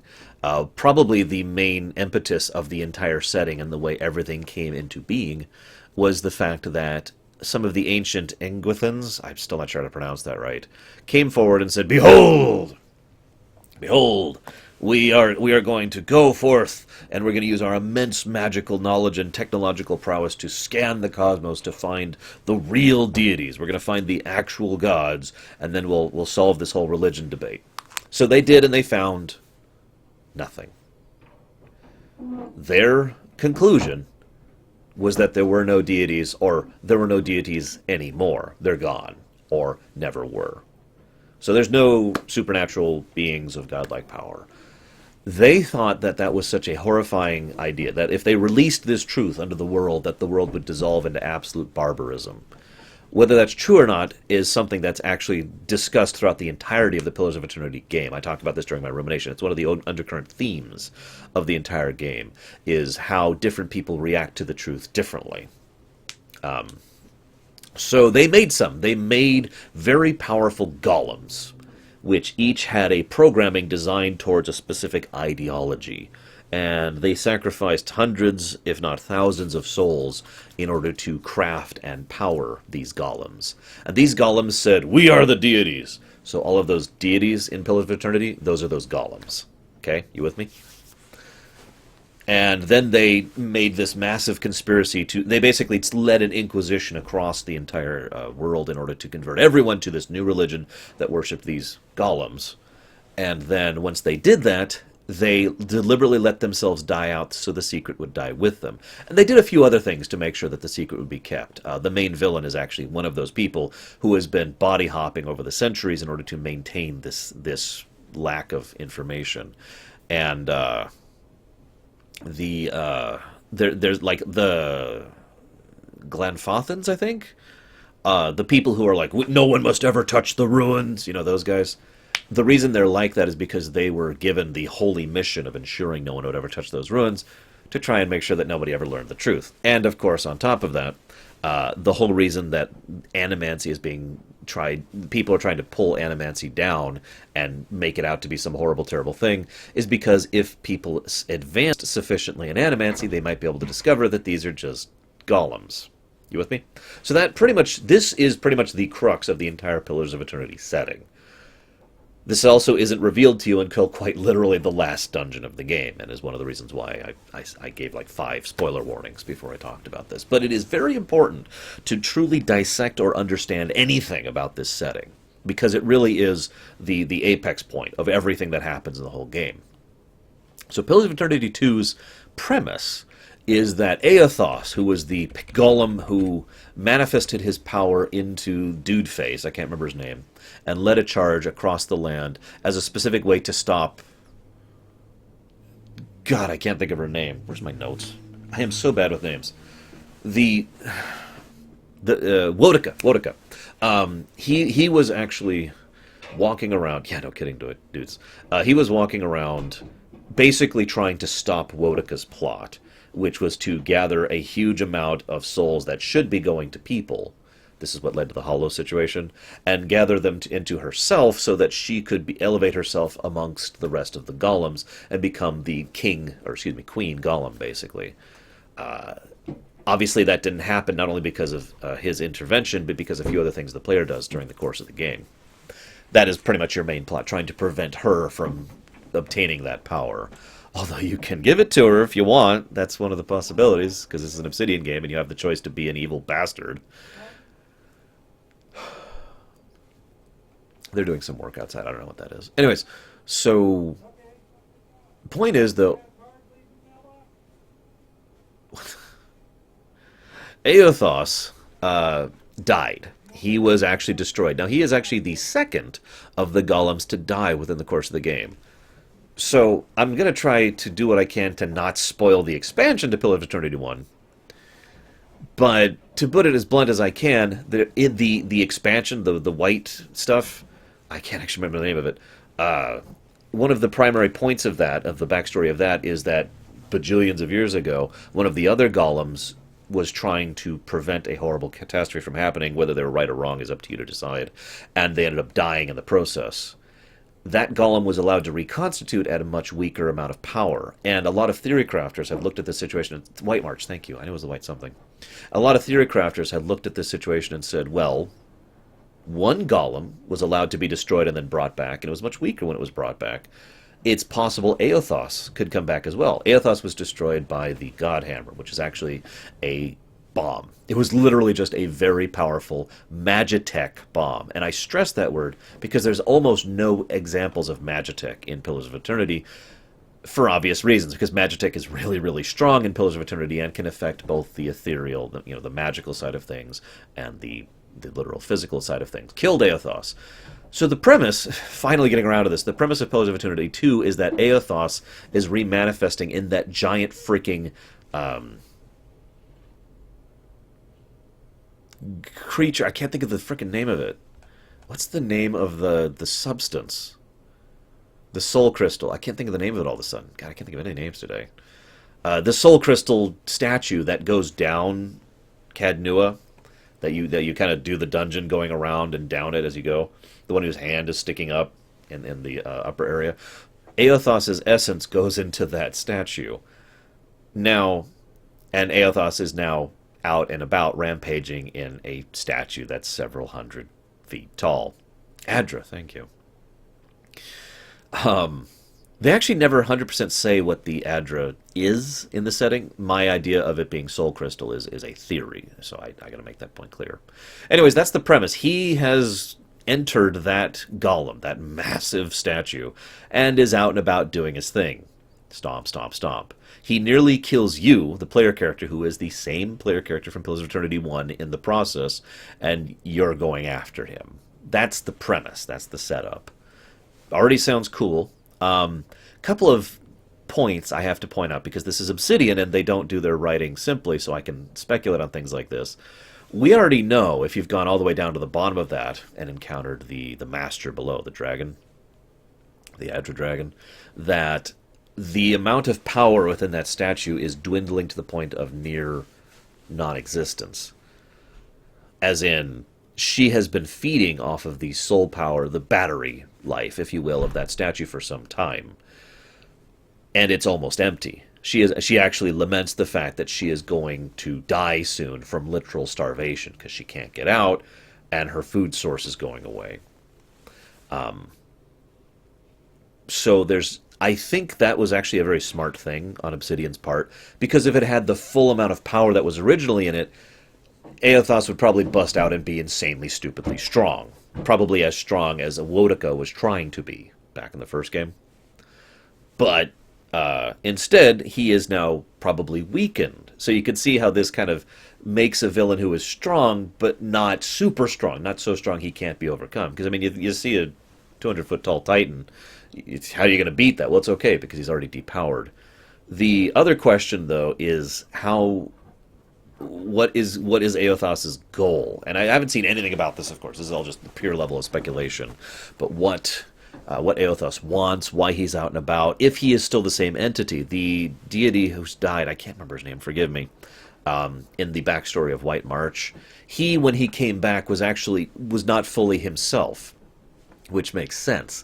Because, again, Golem, construct, not all of the memories is carried forward into the new one. I mean, that's just logical. In fact, that kind of happens to people in this setting as well, with the whole souls transferring forward thing. It is the aberrations that tend to remember previous existence. So, it's entirely possible that this effectively is not Aothos.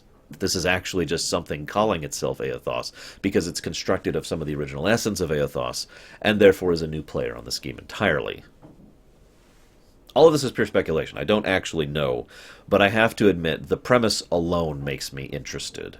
I also like it because the way they present the premise, they do it in a way that doesn't spoil Pillars of Eternity 1. Now, I obviously just did. But if you didn't know the story of Pillars of Eternity 1, you still know the basic ideas that there was this grand march and a war, and then a god, someone who was claiming was a god died, and then now he's back. And that doesn't spoil anything, which is actually a pretty well-designed thing. Anyways, I am, of course, very looking forward to Pillars of Eternity 2, even though I wanted to tear my hair out relatively speaking, with the combat of Pillars of Eternity 1. Pillars of Eternity 1 did something very, very, very smart, in my opinion. There's built-in console commands. So I could type in GOD, enter, and then I could actually enjoy the game. So, even for someone like me who doesn't enjoy the combat of a game like that, I am still going to enjoy this, and I'm still very much looking forward to this. It's also nice to see good deeds being rewarded, basically. We have an amazing company who is a near-perfect track record for making amazing games, and they have, again, within a single day, met their donation goal, and they're still going. They're $400,000 above their intended goal right now, and they've still got 26 days left. So I think that's awesome. I think it's awesome that they're getting that. This is, I kind of wanted to put the Banner Saga thing right next to this, but then I realized I should put the Pillars of Eternity thing last. But this is one of the reasons why I brought up that thing about Banner Saga 3 earlier. It is nice to see this kind of effort and crafting and pedigree, for lack of a better term, being rewarded. I like that. I wanted to mention one other thing. So here's the stretch goals as of right now. If they manage, looks like about $3,000 more dollars, which might be done by the time I'm done talking at the rate it's been going, they're going to add an increase in the level cap. So instead of the level cap being 16, by the way, for those of you who haven't played Pillars of Eternity, the level cap is stupid short. It's going to be raised from 16 to 18. And they're going to add a Russian localization, which I really hope that is met. The next stretch goal after that is going to be another 200,000 after that. Yes, Cashel, that is correct. Again, you can see the whole behind the scenes video they did recently, which goes way more in depth than I'm going to go right now. The next stretch goal is going to be adding a priest monk who will join you and adding Polish localization. That's at the 1.8 million mark, which is $203,000 away. As of when I loaded this page, that might not even be true anymore. I don't know if this is updating live or not. Let me just do a quick refresh and see what happens here. Okay, it looks like that is being updated live. So, although $400 have been added since I literally looked at it about 30 seconds ago. If nothing else, I encourage you to toss in $29 to get a digital copy of the game, because it's basically a copy of the game for $29. You're basically getting the game on sale, and of course helping to give money towards effort where effort should be given. It's the same reason I bought Witcher 3, you know. I bought Witcher 3 with no intention to play that game, just because I wanted to say, here's my money, here's me voting with the only actual voting power I have. Do more good stuff, CD Projekt Red. Swedish locals. Let me look that up really quick. Where's the list of localizations they're doing?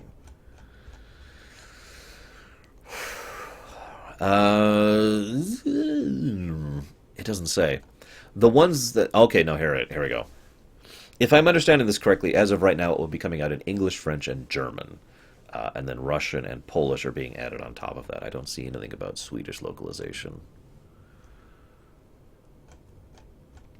It is actually ironic. I've talked so many times in the past about how stretch goals don't quite make sense logically. That new money does not automatically equal new time, which is actually what's needed in order to make a lot of the stretch goals.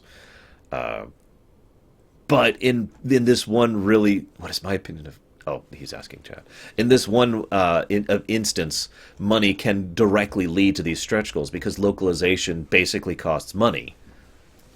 The developers will not actually be working on the localization. They will be handing it off to another team who will then be doing it and be paid for it. So it actually makes perfect sense that they will be giving... That more money will lead to them being able to localize it other places, because then they can then hire another localizing team to do the localization. That's actually one of the most logical stretch goals I've ever seen in my life. So that's kind of cool. That's not true, Django. Wait, yes it is. Never mind.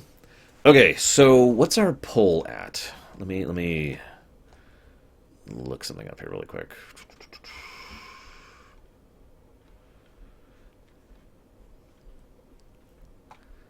Hang on just a second. Give me just a moment.